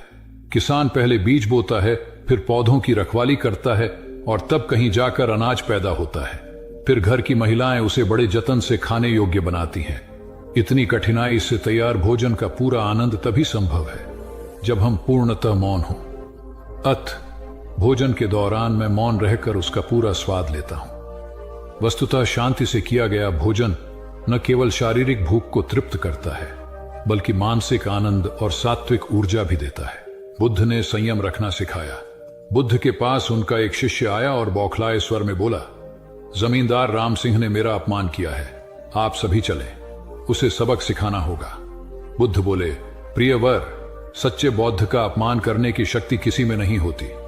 तुम इस बात को भुला दो। जब प्रसंग भुला दोगे तो अपमान कहां बचा रहेगा। शिष्य ने कहा, उसने आपके प्रति भी अपशब्दों का प्रयोग किया था। आप चलिए तो सही, आपको देखते ही वह शर्मिंदा हो जाएगा और क्षमा मांग लेगा, इससे मैं संतुष्ट हो जाऊंगा। बुद्ध कुछ विचार कर बोले, अच्छा, यदि ऐसी बात है तो मैं अवश्य ही राम जी के पास चलकर उसे समझाने का प्रयास करूंगा। शिष्य ने आतुर होकर कहा, चलिए, नहीं तो रात हो जाएगी। बुद्ध ने कहा, रात आएगी तो क्या, रात के पश्चात दिन भी तो आएगा। यदि तुम वहां चलना आवश्यक ही समझते हो तो मुझे कल याद दिलाना, कल चलेंगे। दूसरे दिन बात आई गई हो गई। शिष्य अपने काम में लग गया और बुद्ध अपनी साधना में लीन हो गए। दोपहर होने पर बुद्ध ने शिष्य से पूछा, आज राम जी के पास चलना है? शिष्य ने कहा, नहीं, मैंने जब घटना पर फिर से विचार किया तो मुझे इस बात का आभास हुआ कि भूल मेरी ही थी। अब राम जी के पास चलने की कोई जरूरत नहीं है। बुद्ध ने मुस्कुराकर कहा, अगर हम तुरंत प्रतिक्रिया देने से बचें तो हमारे भीतर की कटुता समाप्त हो जाती है। शिष्य बुद्ध का आशय समझ उनके प्रति नतमस्तक हो गया। ध्यान और सावधानी का रहस्य। महात्मा गौतम बुद्ध के श्रावस्ती में प्रवचन चल रहे थे। प्रवचन में नित्य ही बड़ी संख्या में लोग आते और विविध महत्वपूर्ण व गंभीर विषयों पर बुद्ध से ज्ञान ग्रहण करते। बुद्ध का शिष्य वर्ग भी काफी विशाल था, जो प्रवचन स्थल की व्यवस्था संभालता और बुद्ध की सेवा में सदैव तत्पर रहता। एक बार रात के समय महात्मा बुद्ध प्रवचन दे रहे थे। सदैव की भांति काफी लोग उनके प्रवचन सुन रहे थे। एक व्यक्ति जो बुद्ध के ठीक सामने बैठा था, बार बार नींद के झोंके ले रहा था। बुद्ध थोड़ी देर तक तो प्रवचन देते रहे, फिर उससे बोले, वत्स, सो रहे हो? उस व्यक्ति ने हड़बड़ाकर कहा, नहीं महात्मा। बुद्ध ने पुनः प्रवचन प्रारंभ किए। वह व्यक्ति फिर ऊँघने लगा। महात्मा ने फिर वही प्रश्न दोहराया और उसने फिर अचकचाकर नहीं महात्मा कहा। ऐसा लगभग 8-10 बार हो गया। कुछ देर बाद बुद्ध ने उससे पूछा, वत्स, जीवित हो? हर बार की तरह इस बार भी उसने कहा, नहीं महात्मा। यह सुनकर उपस्थित श्रोताओं में हंसी की लहर दौड़ गई और वह व्यक्ति पूर्णतः चैतन्य हो गया। तब बुद्ध गंभीर होकर बोले, वत्स, निद्रा में तुम्हारे मुख से सही उत्तर मिल ही गया। जो निद्रा में है वह मृतक समान ही है। महात्मा बुद्ध का संकेत था कि गुरु से ज्ञान ग्रहण करते वक्त सजगता अत्यंत आवश्यक है। गाफिल रहने की स्थिति में ज्ञान की प्राप्ति पूर्ण नहीं होती और अधकचरा ज्ञान सदैव खतरनाक साबित होता है। एक क्रोधी ने बौद्ध धर्म अपनाया। बौद्ध भिक्षु बोधि धर्म भ्रमण करते हुए एक गांव में पहुंचे। लोग उनका बहुत आदर करते थे। बोधि धर्म व उनके शिष्यों का ग्रामीणों ने हार्दिक सत्कार किया और फिर उनके पवित्र वचनों को सुनने के लिए उनके आसपास एकत्रित हो गए। बोधि धर्म लोगों को धर्म और आचरण विषयक अच्छी बातें सरल भाषा में समझाने लगे। तभी वहां एक व्यक्ति आया और बोधि धर्म को अपशब्द कहने लगा। उपस्थित जनसमूह ने उसे रोकने का बहुत प्रयास किया, किंतु वह नहीं माना तथा अनवरत बोधि धर्म को बुरा भला कहता रहा। लोगों ने कहा कि महाराज, यह व्यक्ति कितना उद्दंड है, निरर्थक ही आपको अपशब्द कह रहा है। बोधि धर्म उस व्यक्ति के इस आचरण पर कदापि क्रोधित नहीं हुए और लोगों से बोले कि यह भविष्य में मेरा सबसे बड़ा भक्त बनने वाला है। लोगों ने पूछा कि कैसे? बोधि धर्म ने उत्तर दिया, कोई कुम्हार के यहां घड़ा लेने जाता है तो घड़े को बजाकर देखा जाता है कि वह फूटा हुआ तो नहीं है। जब 1-2 रुपए के घड़े को कोई इतनी परख कर सकता है तो भला जिसे गुरु मानना है उसे 10-20 गालियां दिए बगैर कैसे पहचानेगा? पहले वह परीक्षा लेगा कि गुरु में धैर्य, आक्रोश व समता भाव कितना है। ये जानने के बाद ही तो वह गुरु को स्वीकारेगा। इसलिए यह व्यक्ति मुझे निरर्थक ही अपशब्द नहीं कह रहा है। और आगे चलकर वास्तव में वह व्यक्ति बोधि धर्म का सबसे बड़ा भक्त बना। किसी को शिक्षा देने से पूर्व स्वयं का आचरण भी तदनुरूप होना चाहिए, तभी गुरु का महान पद मिलता है। वस्तुतः गुरु की गुरुता तभी स्वीकारी जाती है जबकि उसमें सदाचरण के सभी लक्षण मौजूद हों। साधना का महत्व। महात्मा बुद्ध ज्ञान प्राप्ति के लिए घोर तप में लगे थे। उन्होंने शरीर को काफी कष्ट दिया, यात्राएं की, घने जंगलों में कठिन साधना की, पर आत्मज्ञान की प्राप्ति नहीं हुई। निराश हो बुद्ध सोचने लगे, मैंने अभी तक कुछ भी प्राप्त नहीं किया, अब आगे क्या कर पाऊंगा? निराशा, अविश्वास के इन नकारात्मक भावों ने उन्हें क्षुब्ध कर दिया। कुछ ही क्षणों के बाद उन्हें प्यास लगी। वे थोड़ी दूर स्थित एक झील तक पहुंचे। वहां उन्होंने एक दृश्य देखा कि एक नहीं सी गिलहरी के 2 बच्चे झील में डूब गए। पहले तो वह गिलहरी जड़वत बैठी रही, फिर कुछ देर बाद उठकर झील के पास गई, अपना सारा शरीर झील के पानी में भिगोया और फिर बाहर आकर पानी झाड़ने लगी। ऐसा वह बार बार करने लगी। बुद्ध सोचने लगे कि इस गिलहरी का प्रयास कितना मूर्खतापूर्ण है, क्या कभी यह इस झील को सुखा सकेगी? किंतु गिलहरी का यह क्रम लगातार जारी था। बुद्ध को लगा मानो गिलहरी कह रही हो कि यह झील कभी खाली होगी या नहीं, यह मैं नहीं जानती, किंतु मैं अपना प्रयास नहीं छोड़ूंगी। अतः उस छोटी सी गिलहरी ने भगवान बुद्ध को अपने लक्ष्य मार्ग से विचलित होने से बचा लिया। वे सोचने लगे कि जब यह नन्ही गिलहरी अपने लघु सामर्थ्य से झील को सुखा देने के लिए दृढ़ संकल्पित है, तो मुझ में क्या कमी है? मैं तो इससे 1000 गुना अधिक क्षमता रखता हूं। यह सोचकर गौतम बुद्ध पुनः अपनी साधना में लग गए और एक दिन बोधिवृक्ष तले उन्हें ज्ञान का आलोक प्राप्त हुआ। ये कथा असफलता के बावजूद प्रयासों की निरंतरता पर बल देती है। यदि हम प्रयास करना न छोड़े तो एक न एक दिन लक्ष्य की प्राप्ति हो ही जाती है। बुद्ध का समत्व भाव। गौ बुद्ध निर्जन जंगल में एक पहाड़ी पर बैठे ध्यान कर रहे थे। वहां चारों ओर शांति थी, कहीं कोई शोर नहीं था। ध्यान करने के लिए इससे उपयुक्त स्थान और कहीं नहीं हो सकता, यही सोचकर बुद्ध ने इसे चुना था। अचानक इस नीरवता को एक कोलाहल ने भंग कर दिया। कुछ दुष्चरित्र लोग एक वेश्या को लेकर वहां आमोद प्रमोद के लिए आ धमके। एक क्षण में वातावरण की पवित्रता भंग हो गई और शांति अशांति में बदल गई। उन लोगों ने मदिरापन शुरू कर दिया। इसी बीच वेश्या अवसर पाकर भाग गई। उन दुष्टों ने उसे वस्त्र विहीन कर दिया था। जब मदिरा का नशा थोड़ा उतरा तो वे लोग उसे खोजने निकले। थोड़ी दूर जाने पर उन्हें ध्यानस्थ बुद्ध दिखाई दिए। उन्होंने बुद्ध का ध्यान भंग कर पूछा, क्या तुमने यहां से किसी को जाते देखा? बुद्ध के नहीं कहने पर उन्होंने फिर पूछा, क्या तुमने एक सुंदर स्त्री को यहां से जाते देखा? बुद्ध द्वारा इनकार करने पर उन्होंने निर्लज्जता से पूछा, क्या यहां से एक निर्वस्त्र स्त्री को भाग कर जाते देखा? बुद्ध ने शांत भाव से उत्तर दिया, यहां से कोई गया जरूर था, किंतु वह स्त्री थी या पुरुष, मेरे लिए यह पहचान करना असंभव है। जब तुम्हारा मन भी वासना विहीन हो जाएगा तो वह भी स्त्री पुरुष या वस्त्रधारी निर्वस्त्रधारी का भेद करना भूल जाएगा। सभी दुष्ट अपनी भूल जान लज्जित होकर वहां से चले गए। सार यह है कि साधुता विकार रहित और निरपेक्ष दृष्टि से देखती है। वहां प्राणी मात्र में किसी प्रकार के भेद के लिए कोई स्थान नहीं होता। आत्मा साक्षात्कार आवश्यक है। जीवन में एक अज्ञात भय ऐसा है जो ज्ञात भी है परंतु है सबसे बड़ा, और वह है मृत्यु का भय। उम्र, मौत और जिंदगी, इन तीनों के मामले में संसारी और साधु का फर्क देखें तो भय मुक्त हुआ जा सकता है।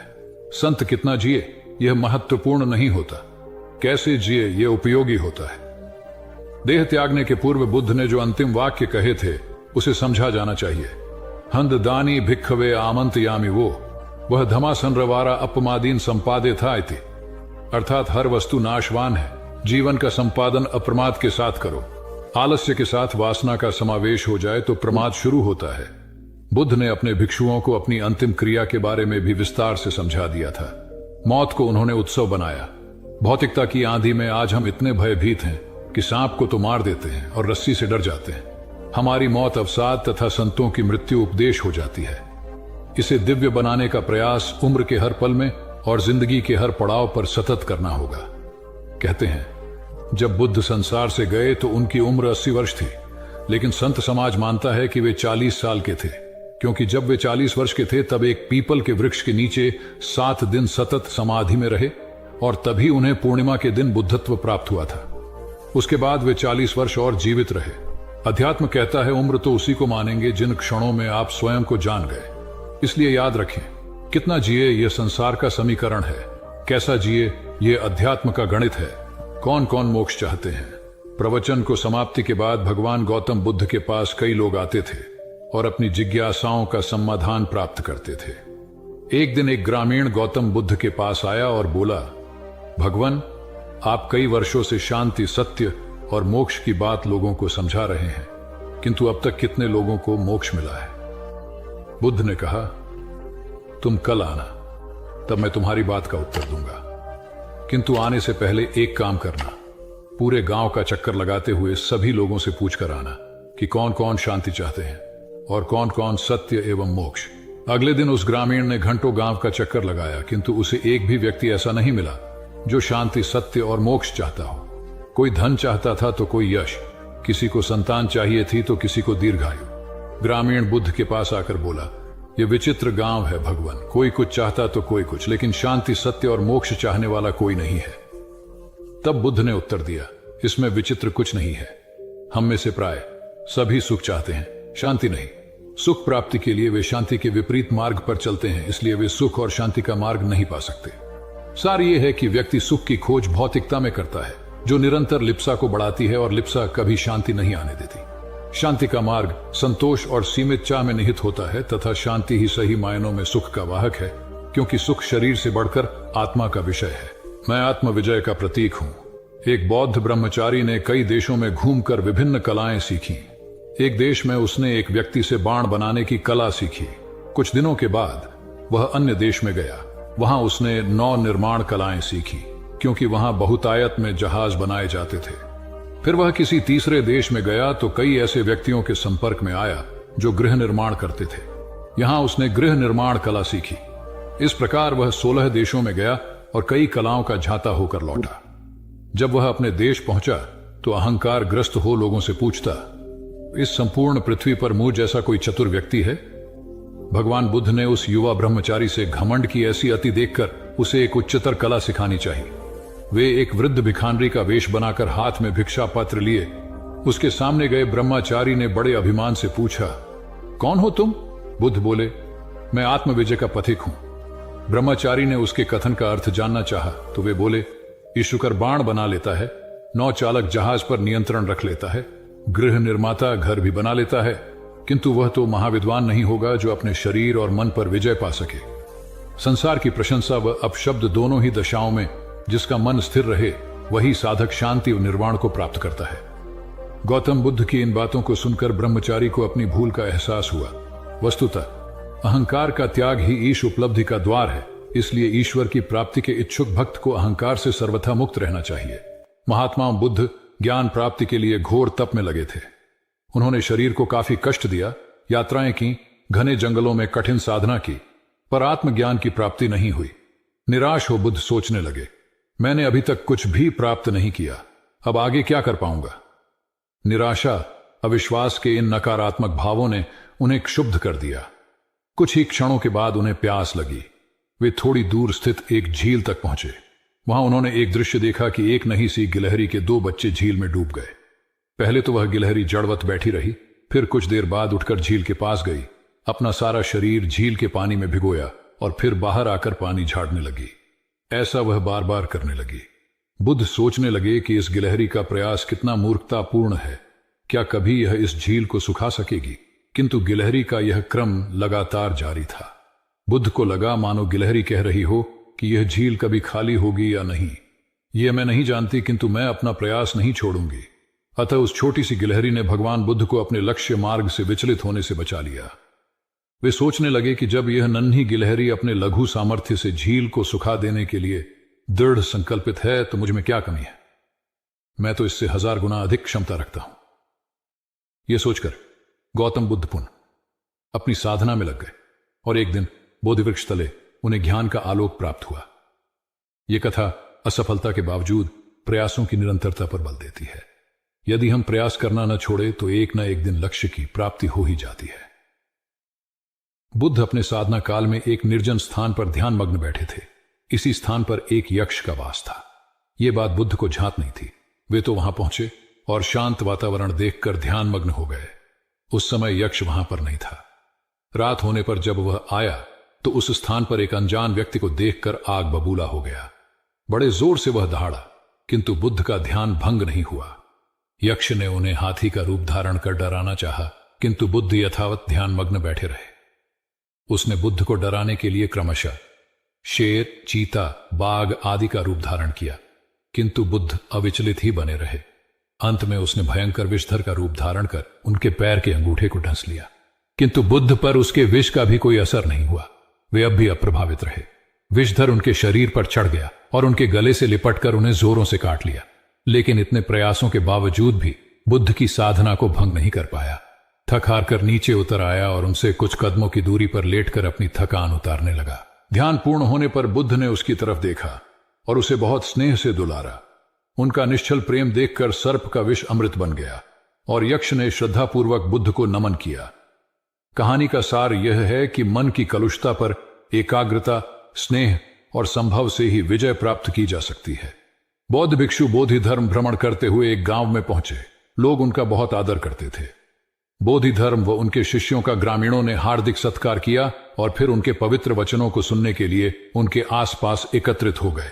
बोधि धर्म लोगों को धर्म और आचरण विषयक अच्छी बातें सरल भाषा में समझाने लगे। तभी वहां एक व्यक्ति आया और बोधि धर्म को अपशब्द कहने लगा। उपस्थित जनसमूह ने उसे रोकने का बहुत प्रयास किया, किंतु वह नहीं माना तथा अनवरत बोधि धर्म को बुरा भला कहता रहा। लोगों ने कहा कि महाराज, ये व्यक्ति कितना उद्दंड है, निरर्थक ही आपको अपशब्द कह रहा है। बोधि धर्म उस व्यक्ति के इस आचरण पर कदापि क्रोधित नहीं हुए और लोगों से बोले कि यह भविष्य में मेरा सबसे बड़ा भक्त बनने वाला है। लोगों ने पूछा कि कैसे? बोधि धर्म ने उत्तर दिया, कोई कुम्हार के यहां घड़ा लेने जाता है तो घड़े को बजाकर देखा जाता है कि वह फूटा हुआ तो नहीं है। जब 1-2 रुपए के घड़े को कोई इतनी परख कर सकता है तो भला जिसे गुरु मानना है उसे 10-20 गालियां दिए बगैर कैसे पहचानेगा? पहले वह परीक्षा लेगा कि गुरु में धैर्य, आक्रोश व समता भाव कितना है। यह जानने के बाद ही तो वह गुरु को स्वीकारेगा। इसलिए यह व्यक्ति मुझे निरर्थक ही अपशब्द नहीं कह रहा है और आगे चलकर वास्तव में वह व्यक्ति बोधि धर्म का सबसे बड़ा भक्त बना। किसी को शिक्षा देने से पूर्व स्वयं का आचरण भी तदनुरूप होना चाहिए, तभी गुरु का महान पद मिलता है।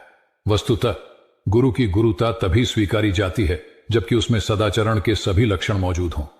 महात्मा गौतम बुद्ध के श्रावस्ती में प्रवचन चल रहे थे। प्रवचन में नित्य ही बड़ी संख्या में लोग आते और विविध महत्वपूर्ण व गंभीर विषयों पर बुद्ध से ज्ञान ग्रहण करते। बुद्ध का शिष्य वर्ग भी काफी विशाल था, जो प्रवचन स्थल की व्यवस्था संभालता और बुद्ध की सेवा में सदैव तत्पर रहता। एक बार रात के समय महात्मा बुद्ध प्रवचन दे रहे थे। सदैव की भांति काफी लोग उनके प्रवचन सुन रहे थे। एक व्यक्ति जो बुद्ध के ठीक सामने बैठा था, बार बार नींद के झोंके ले रहा था।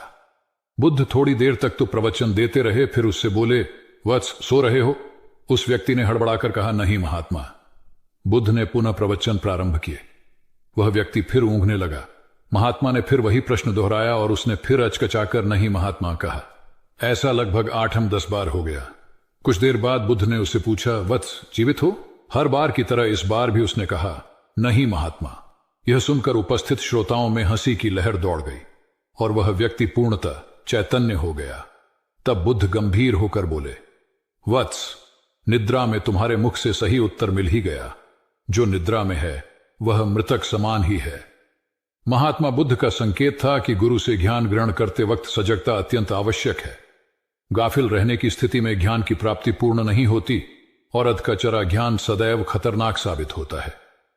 कथा सिद्धार्थ के जीवन के उस दौर की है जब वे बुद्धत्व को प्राप्त नहीं हुए थे और निरंजना नदी के तटीय वनों में वृक्ष के नीचे ध्यान करते थे। सिद्धार्थ प्रतिदिन ध्यान करने के बाद पास के किसी गांव में चले जाते और भिक्षा मांगकर लौट आते। कुछ दिनों के बाद उन्होंने भिक्षाटन पर जाना बंद कर दिया, क्योंकि एक गांव के प्रधान की छोटी बेटी सुजाता उनके लिए नित्य भोजन लाने लगी। सिद्धार्थ को वह बड़े स्नेह से भोजन कराती थी। कुछ दिनों बाद उसी गांव का एक चरवाहा भी सिद्धार्थ से प्रभावित होकर उनके पास आने लगा। उसका नाम स्वस्ति था। एक दिन स्वस्ति से सिद्धार्थ बातें कर रहे थे कि सुजाता भोजन लेकर आई। जैसे ही सिद्धार्थ ने भोजन करना शुरू किया, उन्होंने बातचीत बंद कर दी। जितनी देर तक वे भोजन करते रहे, बिल्कुल चुप रहे और वहां सन्नाटा छाया रहा। स्वस्ति को हैरानी हुई। उसने सिद्धार्थ के भोजन करने के उपरांत उनसे पूछा, गुरुदेव, आप मेरे आने के बाद निरंतर वार्तालाप करते रहे, किंतु भोजन के समय एक शब्द भी नहीं बोले। इसका क्या कारण है? सिद्धार्थ बोले, भोजन का निर्माण बड़ी कठिनाई से होता है। किसान पहले बीज बोता है, फिर पौधों की रखवाली करता है और तब कहीं जाकर अनाज पैदा होता है। फिर घर की महिलाएं उसे बड़े जतन से खाने योग्य बनाती हैं। इतनी कठिनाई से तैयार भोजन का पूरा आनंद तभी संभव है जब हम पूर्णतः मौन हों। भोजन के दौरान मैं मौन रहकर उसका पूरा स्वाद लेता हूं। वस्तुतः शांति से किया गया भोजन न केवल शारीरिक भूख को तृप्त करता है, बल्कि मानसिक आनंद और सात्विक ऊर्जा भी देता है। सम्राट अशोक संपूर्ण भारत को अपने राज्य में मिलाना चाहते थे, पर कलिंग के युद्ध में हुए रक्तपात को देखकर उन्हें अत्यधिक दुख पहुंचा। उनकी महत्वाकांक्षा ने जो तबाही मचाई थी, उसे देखकर उन्हें खुद पर ग्लानि हुई। उन्होंने देखा कि लोग दर्द से कराह रहे थे। यह सब विनाश केवल उनकी महत्वाकांक्षा से हुआ था। यह सब देखकर अशोक के मन में विनाश का पथ छोड़कर नेकी के रास्ते पर चलने का विचार जगा।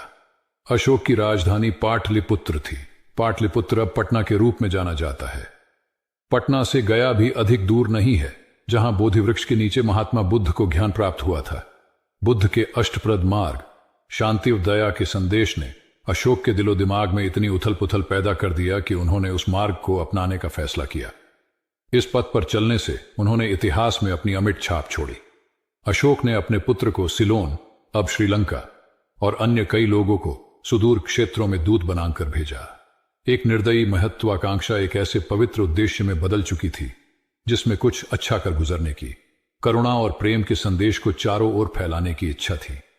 करुणा केवल दया भावना मात्र नहीं है, यह आपके अंदर दूसरों की मदद करने की तीव्र इच्छा पैदा करती है। इसी भावना ने बुद्ध को भगवान और अशोक को महान बनाया। तथागत बुद्ध उन दिनों मगध प्रवास पर थे। साथ में शिष्यों का बड़ा समूह भी था। प्रतिदिन बुद्ध के प्रवचन होते, जिनका लाभ लेने के लिए बड़ी संख्या में लोग आते। इन लोगों में साधारण जन के साथ विशिष्ट हस्तियां भी शामिल रहती थीं। हालांकि बुद्ध सभी के प्रति समान रूप से प्रेम व आत्मीयता का व्यवहार रखते थे।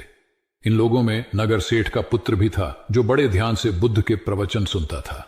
वह नित्य ही बुद्ध के शिष्यों के समक्ष बुद्ध की तारीफों के पुल बांधता और धन्य धन्य भाव से घर जाता। एक दिन प्रवचन समाप्त होने के बाद उसने किसी शिष्य से कहकर बुद्ध से मिलने की हार्दिक इच्छा प्रकट की। जब उसे बुद्ध के सामने ले जाया गया तो उसने उन्हें साष्टांग प्रणाम कर कहा, भगवान, आप जैसा तपस्वी और ज्ञानी व्यक्ति पहले न कभी हुआ था और न भविष्य में होगा। यह सुनते ही बुद्ध ने उसकी बात बीच में ही रोककर कहा, वत्स, क्या तुमने इतना अध्ययन कर लिया है कि अब तक कितने संत महापुरुष हुए हैं, और क्या भविष्य भी जान चुके हो कि आगे और कोई नहीं होगा? युवक लज्जित भाव से चुप खड़ा रहा, क्योंकि इस बात का उसके पास कोई जवाब नहीं था। बुद्ध ने अपनी बात समाप्त करते हुए उसे सीख दी, सदैव अपनी आंखें खुली रखो। जो जैसा है उसे वैसा ही महत्व दो। किसी से उसकी तुलना मत करो। कथा का सार यह है कि किसी भी क्षेत्र के अधिकारी विद्वान की स्वतंत्र रूप से प्रशंसा करना उचित है, किंतु सर्वश्रेष्ठ बताना अनुचित, क्योंकि श्रेष्ठता को व्यक्ति, समय व स्थान की सीमाओं में नहीं बांधा जा सकता। आनंद भगवान बुद्ध के प्रमुख व प्रिय शिष्य थे। उनके स्वभाव में उदारता, स्नेह व सहिष्णुता जैसे गुण शामिल थे। वे सभी के प्रति समान व्यवहार करते थे। उनकी दृष्टि में कोई छोटा या बड़ा नहीं था। एक बार आनंद कहीं जा रहे थे। रास्ते में उन्हें बड़े जोर की प्यास लगी। आसपास देखा तो निकट ही कुआं दिखाई दिया। वे वहां पहुंचे। कुएं से एक लड़की पानी भर रही थी। आनंद ने उसके पास जाकर कहा, बहन, मैं बड़ी दूर से आ रहा हूं, मुझे बहुत जोर से प्यास लगी है, कृपा कर पानी पिला दो।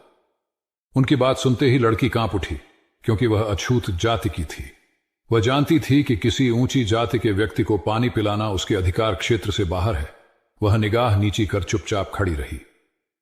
आनंद ने प्यास से व्याकुल होकर फिर कहा, बहन, तुमने सुना नहीं, प्यास के मारे मेरे प्राण निकले जा रहे हैं, मुझे पानी पिला दो। लड़की भयवश कुछ नहीं बोल पाई। जब आनंद ने बड़े स्नेह से उससे पानी न पिलाने का कारण पूछा तो वह बोली, मैं निम्न जाति की कन्या हूं, आपको पानी कैसे पिला सकती हूं? उसकी बात सुनकर आनंद ने कहा, बहन, मैंने तुमसे पानी मांगा है, जाति तो नहीं पूछी। आनंद की उदारता ने उस कन्या का भय दूर कर दिया और उन्हें पानी पिलाकर वह धन्य हो गई। कथा का सार यह है कि ईश्वर की दृष्टि सम होने के कारण उसने सभी मनुष्यों को समान शरीर, बुद्धि और भावना से नवाजा है। अपने सृष्टिकर्ता के विरुद्ध जाकर मानव मानव में भेद करना सर्वथा अनुचित है। एक बार भगवान बुद्ध अपने शिष्यों के साथ पाटलिपुत्र पहुंचे। सभी लोग एक विहार में रुके। भोजन के बाद बुद्ध ने आनंद से अगले दिन से प्रवचन आरंभ करने को कहा। अगले दिन बुद्ध का प्रवचन सुनने बड़ी संख्या में लोग उपस्थित थे। बुद्ध प्रवचन देने के बाद लोगों से मिलते, उनकी समस्याएं सुनते और नेक सलाह देते। एक दिन प्रवचन के समय बुद्ध के शिष्य आनंद ने उनसे पूछा, भंते, आपके सामने हजारों लोग बैठे हैं, बताइए कि इनमें सबसे सुखी कौन है? बुद्ध ने एक विहंगम दृष्टि भीड़ पर डालते हुए कहा, वह देखो, सबसे पीछे एक दुबला पतला फटे वस्त्र पहने जो आदमी बैठा है, वह सर्वाधिक सुखी है। आनंद सहमत नहीं हुआ। वह बोला, यह कैसे संभव है? वह तो बहुत दयनीय जान पड़ता है। बुद्ध ने अपनी बात सिद्ध करने के लिए बारी बारी से सामने बैठे लोगों से पूछा, तुम्हें क्या चाहिए? किसी ने संतान मांगी तो किसी ने मकान। कोई रोग मुक्ति चाहता था तो कोई अपने शत्रु पर विजय। ऐसा एक भी व्यक्ति नहीं था जिसे कोई इच्छा ना हो। अंत में बुद्ध ने उस फटेहाल आदमी को बुलाकर पूछा, तुम्हें क्या चाहिए? उसने हाथ जोड़कर जवाब दिया, कुछ नहीं। यदि ईश्वर को मुझे कुछ देना ही है तो बस इतना कर दें कि मेरे अंदर कभी कोई चाह पैदा ना हो। मैं ऐसे ही स्वयं को सबसे बड़ा सुखी मानता हूं। उसकी बात सुनकर आनंद से बुद्ध ने कहा, आनंद, जहां चाह है वहां सुख नहीं हो सकता। आनंद ने बुद्ध की इस शिक्षा को सदा के लिए गांठ बांध लिया। सार यह है कि लालसा से लोभ बढ़ता है जो असंतोष का जनक होता है। यदि सही अर्थों में सुख पाना है तो किसी लालसा की बजाय उपलब्ध स्थितियों में संतुष्ट रहना चाहिए। गौतम बुद्ध ने बहुत से अज्ञानी लोगों को सम्यक दृष्टि प्रदान की थी। तब को बात है, कौसाम्बी में एक ब्रह्मचारी रहता था। उसे अभिमान था कि उस जैसा कोई दविद्वान नहीं है, इसलिए अपने साथ सदैव जलती मशाल रखता था। गौतम बुद्ध ने देखा तो उसे पूछा, अरे ये मशाल लिए क्यों घूमते हो? ब्रह्मचारी ने उत्तर दिया, सभी प्राणी अंधकार और अज्ञान में पथश्रष्ट हैं, उन्हें रास्ता दिखाने के लिए मशाल लिए घूमता हूं। तथागत ने पूछा, क्या तुम्हें 4 प्रकार की विद्याओं, शब्द विद्या, नक्षत्र विद्या, राज विद्या व युद्ध विद्या का पूर्ण ज्ञान है? ब्रह्मचारी ने अपनी अनभिज्ञता प्रकट करते हुए मशाल फेंक कर तथागत के चरणों में मस्तक झुका दिया।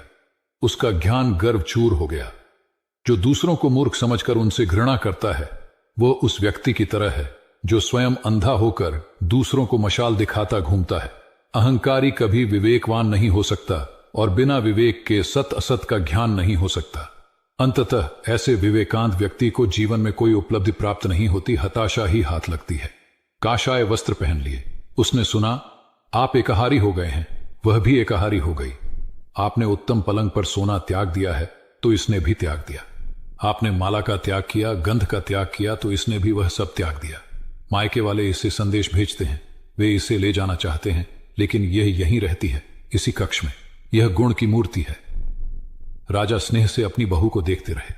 अचानक तथागत उठे, उस कक्ष से बाहर चले गए। शाक्य मुनि ने शिष्यों को शांत रहने को कहा था, लेकिन वे स्वयं उस कक्ष से बाहर चले गए। मैं हमेशा सोचता हूं उस पल क्या हुआ होगा, उनके मन के भीतर कैसे कैसे विचार उठते होंगे। क्या संबोधि एक लघु क्षण होता है या दीर्घ क्षण? क्या संबोधि एक अनंत अभ्यास है? क्या संयम उसका गरुड़यान है? धम्मपद का 13वां श्लोक बार बार याद आता है, यथागारम दुछेन बुट्टी समति विभजती एवं अभावितम चित्तम राघो समति विभजती। घर की छत मजबूत ना हो, सही तरह से उसे घास फूस से ढका ना गया हो तो बरसात के दिनों में उसमें से पानी रिसता है, घर भर में फैल जाता है। उसी तरह ध्यान और एकाग्रता हमारे व्यक्तित्व की छत है। गौतम बुद्ध एक बार अपने शिष्यों के साथ प्रवास पर निकले। एक नगर से दूसरे नगर तक जाने की राह में वन पड़ता था। वन क्षेत्र में प्रवेश करने के साथ ही कुछ दूर चलने पर बुद्ध एक जगह रुक गए। पीछे आ रहे शिष्यों का समूह भी उन्हें देख उसी स्थान पर रुका, लेकिन वहां रुके रहना शिष्यों के लिए मुश्किल हो गया, क्योंकि सामने एक क्षत विक्षत शव पड़ा था और उसकी दुर्गंध वातावरण में फैल रही थी। शिष्यों ने अपने वस्त्र से नाक बंद कर ली, लेकिन बुद्ध शव की ओर टकटकी लगाए देखते रहे। एक शिष्य ने साहस कर विनम्रता पूर्वक गौतम बुद्ध से अनुरोध किया, भगवान, यहां से शीघ्र चलना ही उचित होगा। यहां शव पड़ा है और बहुत दुर्गंध आ रही है। बुद्ध मुस्कुराए और शिष्यों की ओर उन्मुख होते हुए बोले, बताइए, इस सब में सौंदर्य दिखाई देता है? शिष्यों ने कहा, भगवान, यह कैसा प्रश्न है? सौंदर्य और शव में? जीवन था तब तक सौंदर्य, अब तो सब समाप्त हो गया।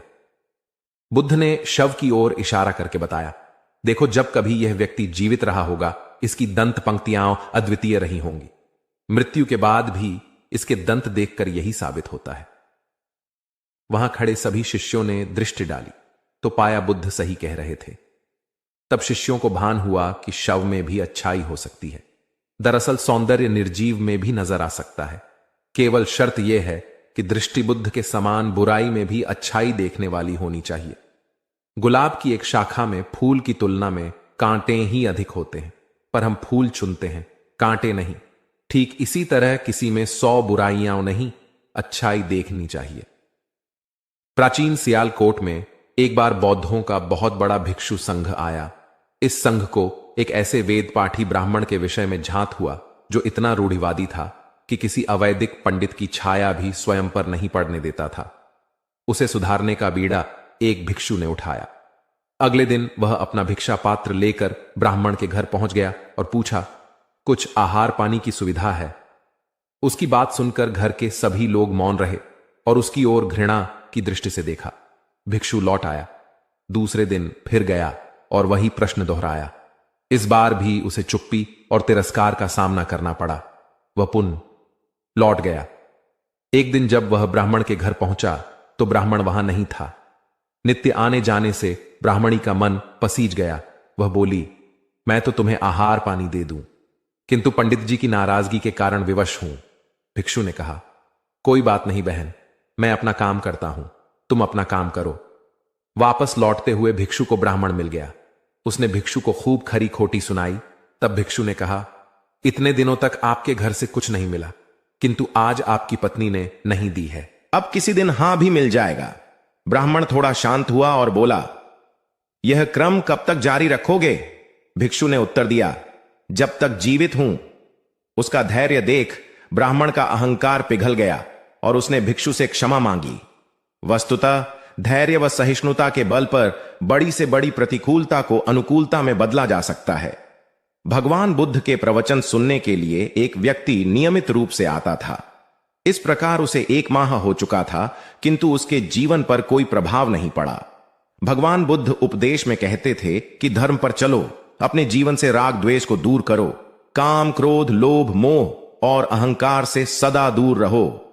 बुद्ध के उपदेशों से लोगों को बहुत शांति मिलती थी, किंतु उस व्यक्ति का मन अशांत रहता था। एक दिन उसने बुद्ध से जाकर कहा, हे प्रभु, मैं 1 माह से आपका उपदेश सुन रहा हूं, किंतु उसका तनिक भी असर मेरे आचरण पर नहीं पड़ा। मैं बहुत परेशान हूं, मुझे क्या करना चाहिए? बुद्ध उनकी बात सुनकर बोले, तुम कहां के रहने वाले हो? उसने कहा, श्रावस्ती का। बुद्ध ने अगला प्रश्न किया, वह यहां से कितनी दूर है? उसने अनुमान से बता दिया। बुद्ध ने पुनः जिज्ञासा प्रकट की, कितना समय लगता है? उस व्यक्ति ने हिसाब लगाकर बता दिया। बुद्ध ने कहा, अब बताओ कि क्या तुम यहां पर बैठे बैठे ही अपने घर पहुंच सकते हो? उसने कहा, यह कैसे हो सकता है? वहां पहुंचने के लिए तो चलना होगा। तब बुद्ध ने बड़े प्रेम से उसे समझाया, जैसे चलने पर ही पहुंचा जा सकता है, वैसे ही अच्छी बातों पर अमल करने से ही लाभ होता है। हे प्यारे, तुम मेरे ज्ञान के साथ अपने कर्म को जोड़ दो, तब तुमको उत्तम फल मिलेगा। उस व्यक्ति को अपनी गलती समझ में आ गई। उसने अपने जीवन में सुधार कर लिया, जिससे उसका जीवन सदाचारी बन गया।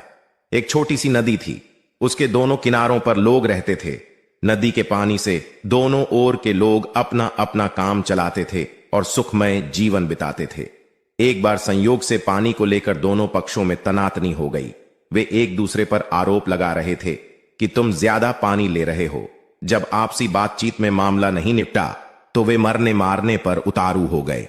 उनके पास जो भी हथियार थे उन्हें तत्काल निकाल लाए और एक दूसरे पर टूट पड़ने को आमादा हो गए। तभी किसी ने जाकर भगवान बुद्ध को सूचना दी। उन्होंने दोनों पक्षों के प्रतिनिधियों को बुलाया और तकरार का कारण पूछा। दोनों प्रतिनिधियों ने अपना अपना पक्ष रखा। बुद्ध ने दोनों की बातें सुनी और मुस्कुराकर कहा, तो तुम लोग क्या करोगे? दोनों प्रतिनिधियों ने आवेश में आकर कहा, हम खून की नदियां बहा देंगे। भगवान बुद्ध ने कहा, तो तुम्हें खून चाहिए? उन लोगों ने हतप्रभ होकर बुद्ध की ओर देखा, फिर बोले, नहीं, हमें पानी चाहिए। भगवान बुद्ध ने कहा, तो तुम्हें खून चाहिए? उन लोगों ने हतप्रभ होकर बुद्ध की ओर देखा, फिर बोले, नहीं, हमें पानी चाहिए। तब सहज भाव से बुद्ध ने कहा, खून बहाकर खून मिलेगा, पानी कैसे पाओगे? कुछ ठहर कर आगे बुद्ध बोले, याद रखो, हिंसा हिंसा को बढ़ाती है, बैर बैर को बढ़ाता है। नदी से ही सीख लो कि वह किसी से लड़ती नहीं, वह निश्चल भाव से अपने जल का सभी के लिए दान करती है। बुद्ध के शब्दों ने जादू जैसा काम किया और दोनों पक्षों की समस्या का सहज रूप से समाधान हो गया। दोनों पक्ष मिल बांटकर पानी का उपयोग करने लगे। कुल बुद्ध एक दिन वैशाली में प्रवचन दे रहे थे। विशाल जन समूह उन्हें अत्यंत शांति और तन्मयता से सुन रहा था। कहीं कोई शोर नहीं था, मात्र बुद्ध की वाणी गूंज रही थी। बुद्ध के शिष्यों के साथ उपस्थित लोग बुद्ध के अमृत वचनों का पान पूर्ण एकाग्रता से कर रहे थे। तभी उस शांत वातावरण में खलल उत्पन्न करती एक व्यक्ति की जोरदार आवाज आई। आज मुझे सभा में बैठने की अनुमति क्यों नहीं दी गई? बुद्ध उस व्यक्ति का चिल्लाना सुनकर भी मौन रहे। उस व्यक्ति ने पुनः चिल्लाकर यही प्रश्न पूछा। बुद्ध ने नेत्र बंद कर लिए। उनका एक शिष्य बोल उठा, भगवान, बाहर खड़े अपने इस शिष्य को अंदर आने की अनुमति दीजिए। बुद्ध ने नेत्र खोलकर कहा, नहीं, यह अस्पृश्य है। शिष्यगण बुद्ध के मुंह से अस्पृश्य शब्द सुनकर विस्मित हुए और उन्होंने पूछा, वह अस्पृश्य क्यों? कैसे? भगवान, आपके धर्म में तो जात पात का भेद नहीं है। बुद्ध बोले, आज यह क्रोध में आया है। क्रोध से जीवन की एकता भंग होती है। क्रोध ही मानसिक हिंसा करता है। किसी भी कारण से क्रोध करने वाला अस्पृश्य है। उसे कुछ देर तक स्मरण कर लेना चाहिए कि अहिंसा परम धर्म है। कथा का उपदेश यह है कि क्रोध एक असात्विक भाव है जो कर्ता और भोक्ता दोनों के लिए हानिकारक होता है। अथ इससे बचते हुए शांति से विचारने व कार्य करने की प्रवृत्ति अपनानी चाहिए। शांत मन और मस्तिष्क ही विवेकपूर्ण निर्णय लेने में सक्षम होते हैं। बौद्ध संघ के एक भिक्षु को कोई गंभीर रोग हो गया। उसकी हालत इतनी खराब हो गई कि वह चल फिर भी नहीं सकता था और मलमूत्र में लिपटा पड़ा रहता था। उसकी यह हालत देख उसके साथी भिक्षु भी उसके पास नहीं आते और घृणा से मुंह फेरकर आसपास से निकल जाते थे। कुछ दिनों बाद बुद्ध को यह बात पता चली तो वे तत्काल अपने प्रिय शिष्य आनंद के साथ उस भिक्षु के पास पहुंचे। उसकी दयनीय दशा से उन्हें घोर कष्ट हुआ। उन्होंने भिक्षु से पूछा, तुम्हें कौन सा रोग हुआ है? भिक्षु बोला, भगवान, मुझे पेट की बीमारी है। बुद्ध ने स्नेह से उसके सिर पर हाथ फेरते हुए प्रश्न किया, क्या तुम्हारी परिचर्या करने वाला कोई नहीं है? भिक्षु की ना सुनते ही बुद्ध ने आनंद से कहा, पानी लेकर आओ, हम लोग पहले इसका शरीर स्वच्छ करेंगे। आनंद पानी लेकर आए।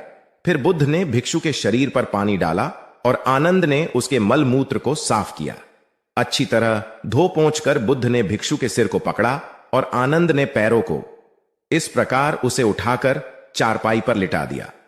फिर बुद्ध ने सारे भिक्षुओं को एकत्रित कर उन्हें समझाया, भिक्षुओं, तुम्हारे माता नहीं, पिता नहीं, भाई नहीं, बहन नहीं जो तुम्हारी सेवा करेंगे। यदि तुम परस्पर एक दूसरे की सेवा और देखभाल नहीं करोगे तो फिर कौन करेगा? याद रखो, जो रोगी की सेवा करता है वह ईश्वर की सेवा करता है। दीनहीन के प्रति करुणा व सेवा का भाव इस जगत को बुद्ध का सबसे बड़ा संदेश है जो प्रत्येक देश, काल, परिस्थिति में प्रासंगिक है। गौतम सिद्धार्थ बुद्धत्व प्राप्त करके महात्मा बुद्ध बन गए। सत्य, अहिंसा और दया की मूर्ति बुद्ध अपने शिष्यों के साथ एक गांव में पहुंचे। कुछ अज्ञानी लोग उनके विरोधी थे। वे बुद्ध को अपशब्द कहने लगे। बुद्ध के शिष्यों को बहुत बुरा लगा, मगर बुद्ध ने उन्हें समझाया, ये लोग तो केवल अपशब्द ही कह रहे हैं। अगर ये पत्थर भी मार रहे होते तो भी मैं कहता कि मारने दो। मैं जानता हूं कि ये लोग कुछ कहना चाहते हैं, लेकिन क्रोध के मारे वह कह नहीं पा रहे हैं। 10 साल पहले यदि यही लोग मुझे गाली देते तो मैं इन्हें भी गाली देता, लेकिन अब तो लेन देन से मुक्ति मिल चुकी है। क्रोध से अपशब्द निकलते हैं। यहां तो क्रोध भवन कब का ढह चुका है। अपशब्द कहने वाले बड़ी मुश्किल में पड़ गए।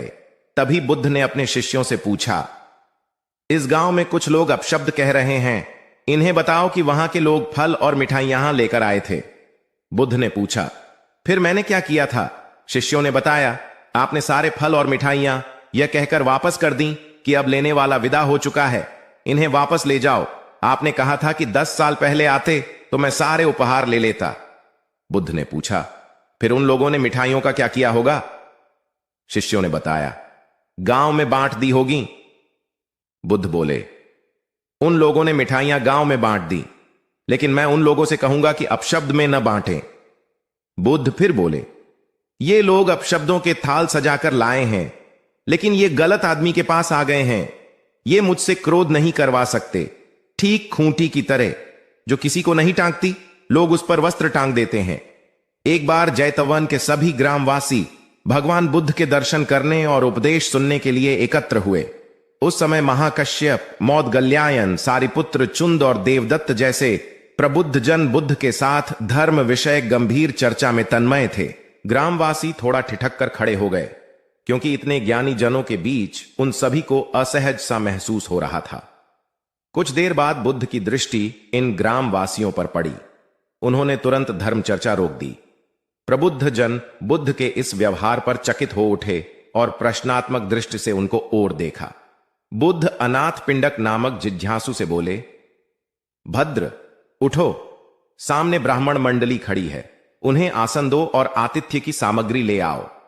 अनाथ पिंडक ने पीछे मुड़कर देखा तो उसे ब्राह्मण मंडली तो कहीं नहीं दिखी।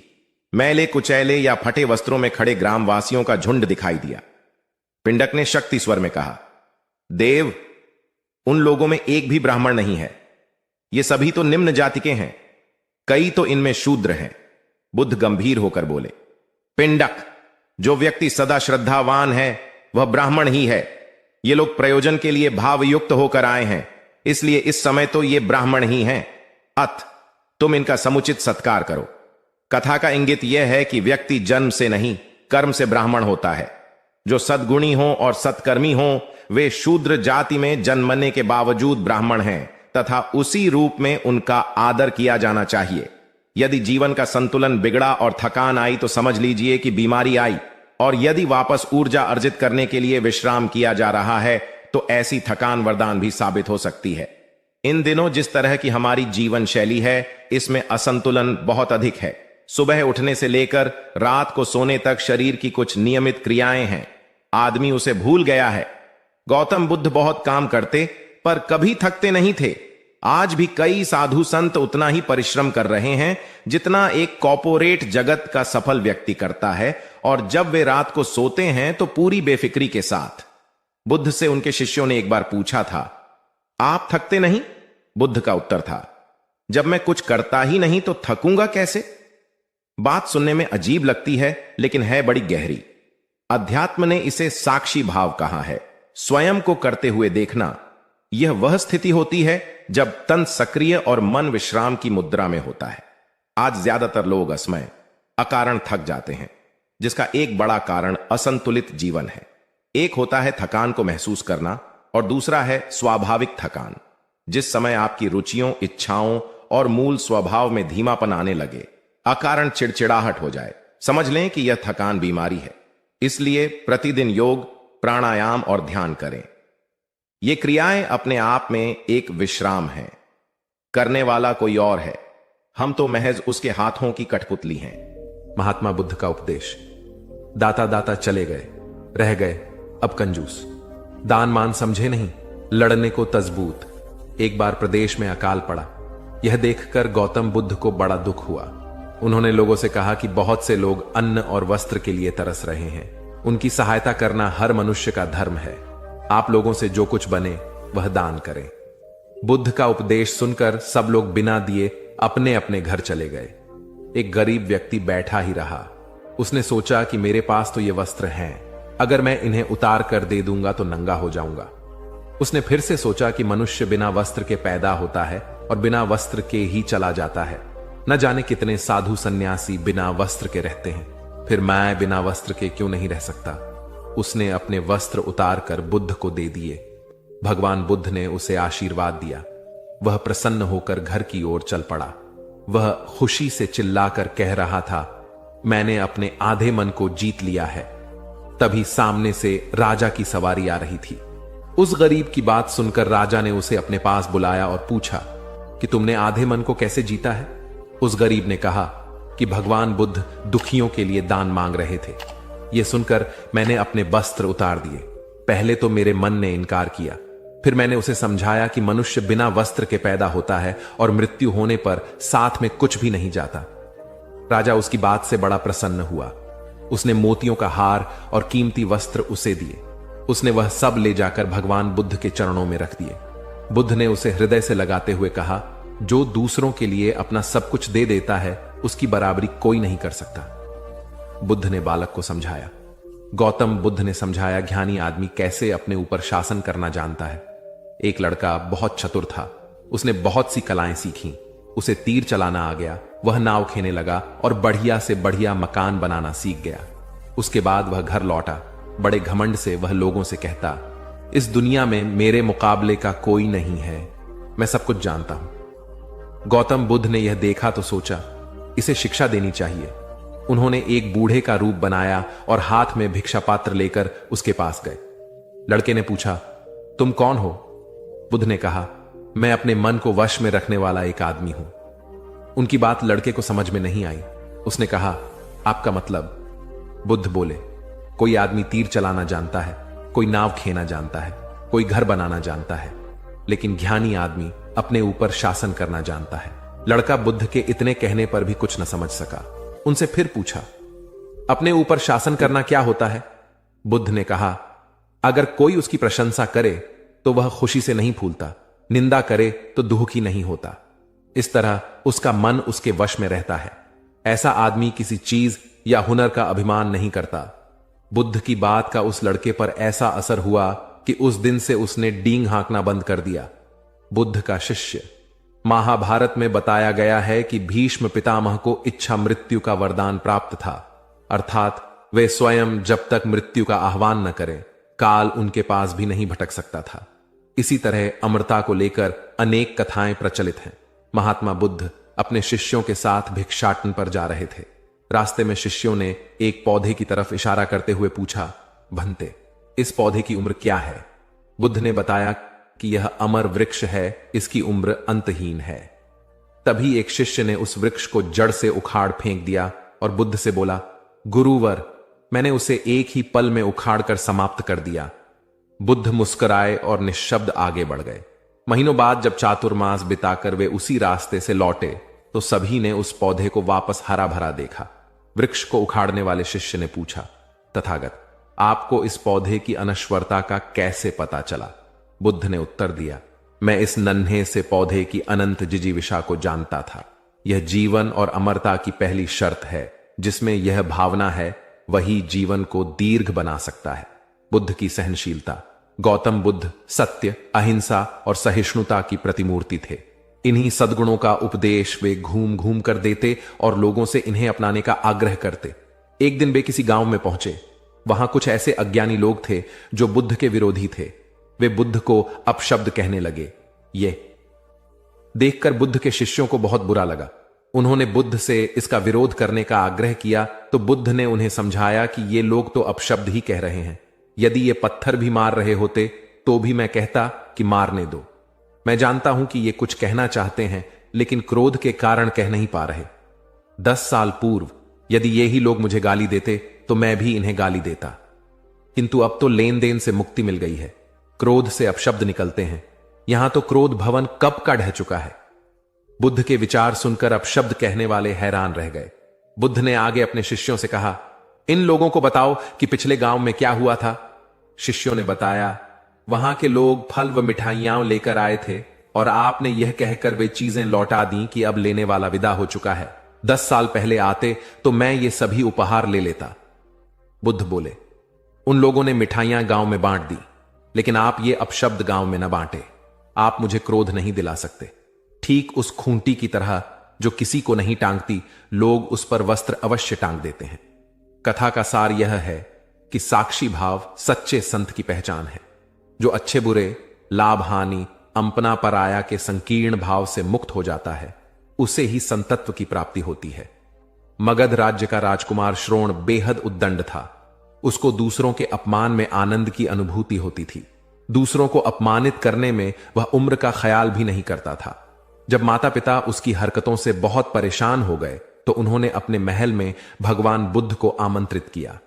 बुद्ध जब महल में आए तो उन्होंने राजकुमार के विषय में सभी बातें सुनी। उन्होंने राजा से राजकुमार को प्रवचन में लाने के लिए कहा। श्रोण अपने पिता के साथ आया और प्रवचन की समाप्ति पर वह बुद्ध के चरणों में लौट गया।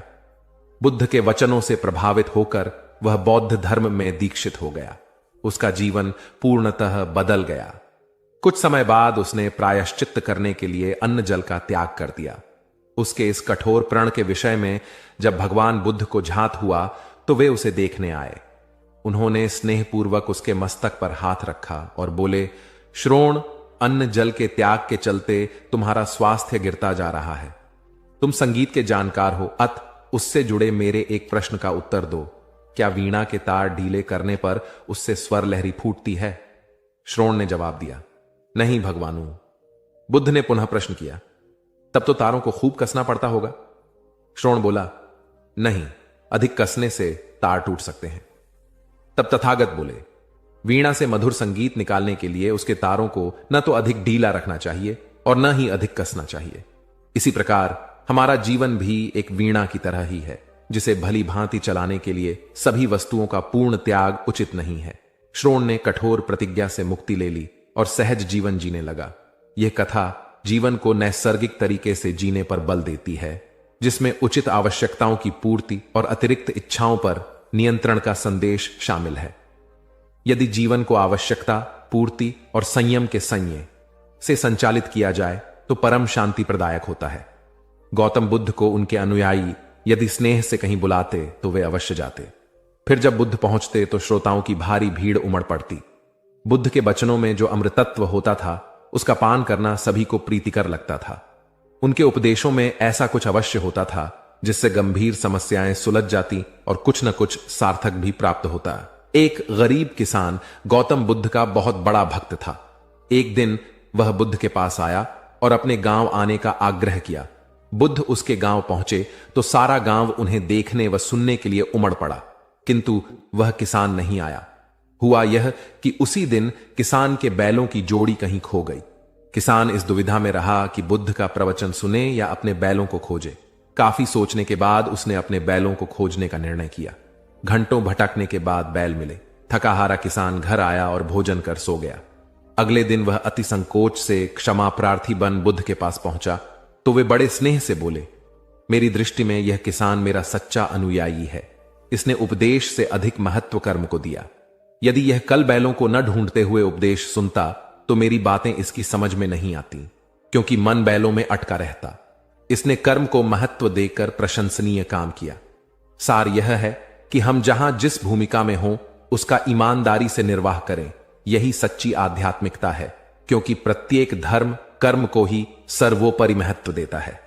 गौतम बुद्ध को उनके अनुयायी यदि स्नेह से कहीं बुलाते तो वे अवश्य जाते। फिर जब बुद्ध पहुंचते तो श्रोताओं की भारी भीड़ उमड़ पड़ती। बुद्ध के वचनों में जो अमृतत्व होता था उसका पान करना सभी को प्रीतिकर लगता था।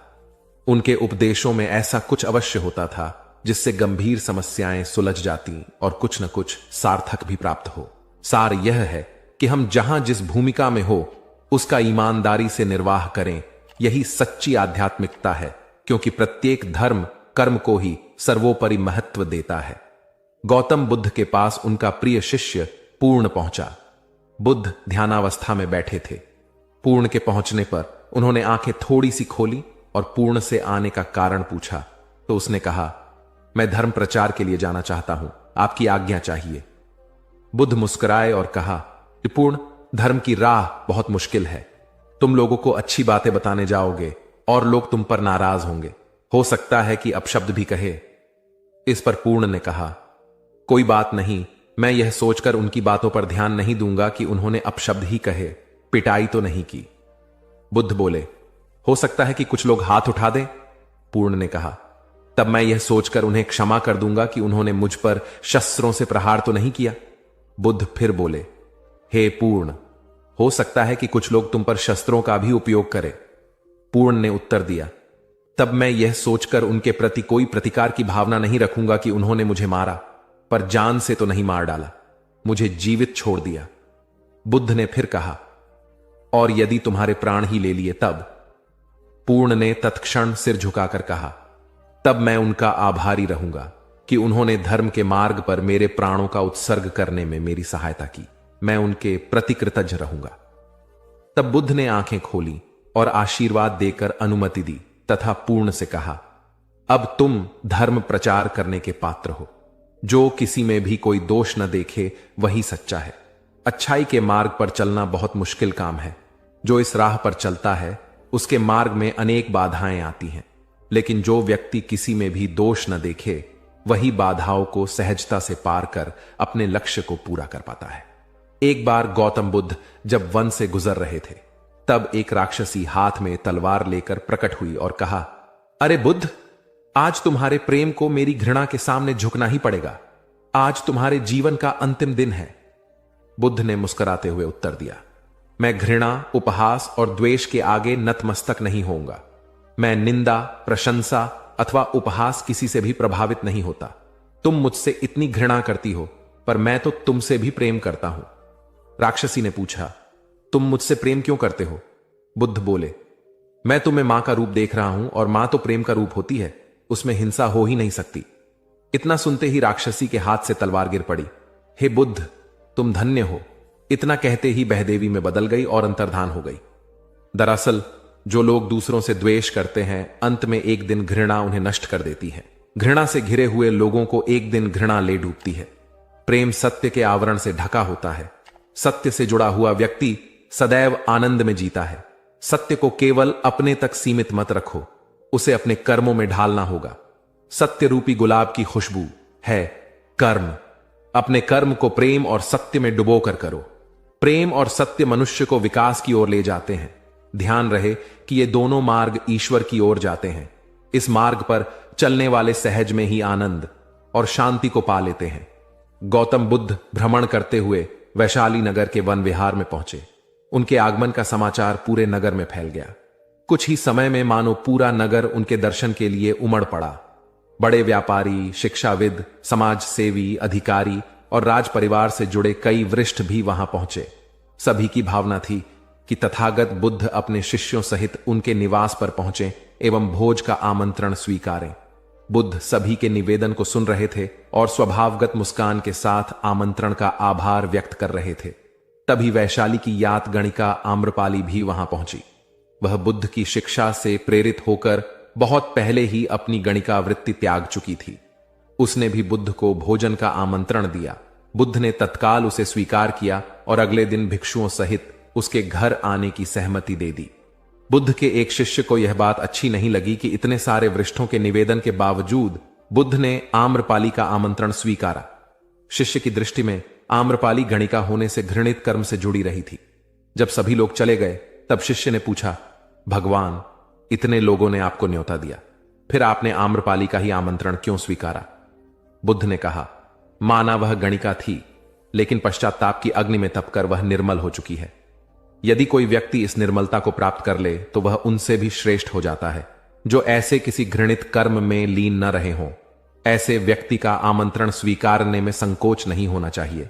कोई व्यक्ति जब तक बुरे कामों में संलग्न रहता है तब तक उससे दूरी रहे तो ठीक है, लेकिन जो बुरे कामों को छोड़ दे उसे स्वीकार करने में संकोच नहीं करना चाहिए। इससे उसकी अच्छाई की ओर बढ़ने की भावना को बल मिलता है। गौबुद्ध के जीवन की एक घटना है। उन्होंने नियम बना रखा था कि वे अपने संघ में स्त्रियों को स्थान नहीं देंगे। स्त्रियों के लिए भिक्षु होने की दीक्षा उन्होंने वर्जित कर रखी थी।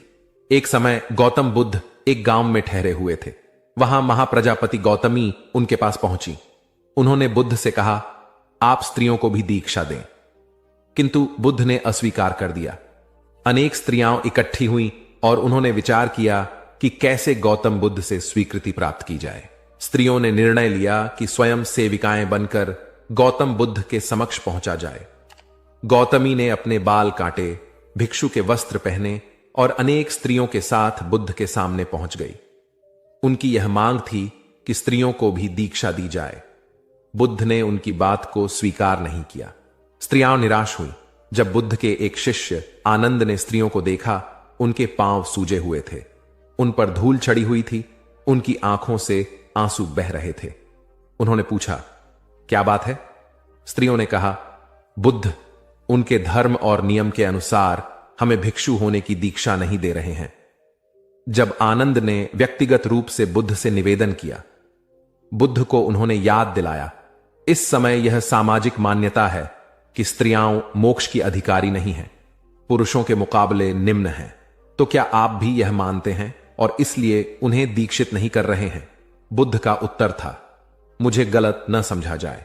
मेरी मान्यता है कि पुरुष की तरह ही स्त्री भी निर्वाण प्राप्त कर सकती है, लेकिन मैं कुछ व्यावहारिक कारणों से स्त्रियों को संघ में शामिल करने और दीक्षा देने की स्वीकृति प्रदान नहीं कर रहा हूं। आनंद का उत्तर था, सिद्धांत और व्यवहार में परिवर्तन करना चाहिए। बुद्ध को बात जच गई और उन्होंने यह घोषणा की, जो स्त्रियां भिक्षु होना चाहेंगी उन्हें कुछ नियमों का पालन करना होगा। स्त्रियों ने स्वीकार किया और तब से स्त्रियां भी बौद्ध बनने लगीं।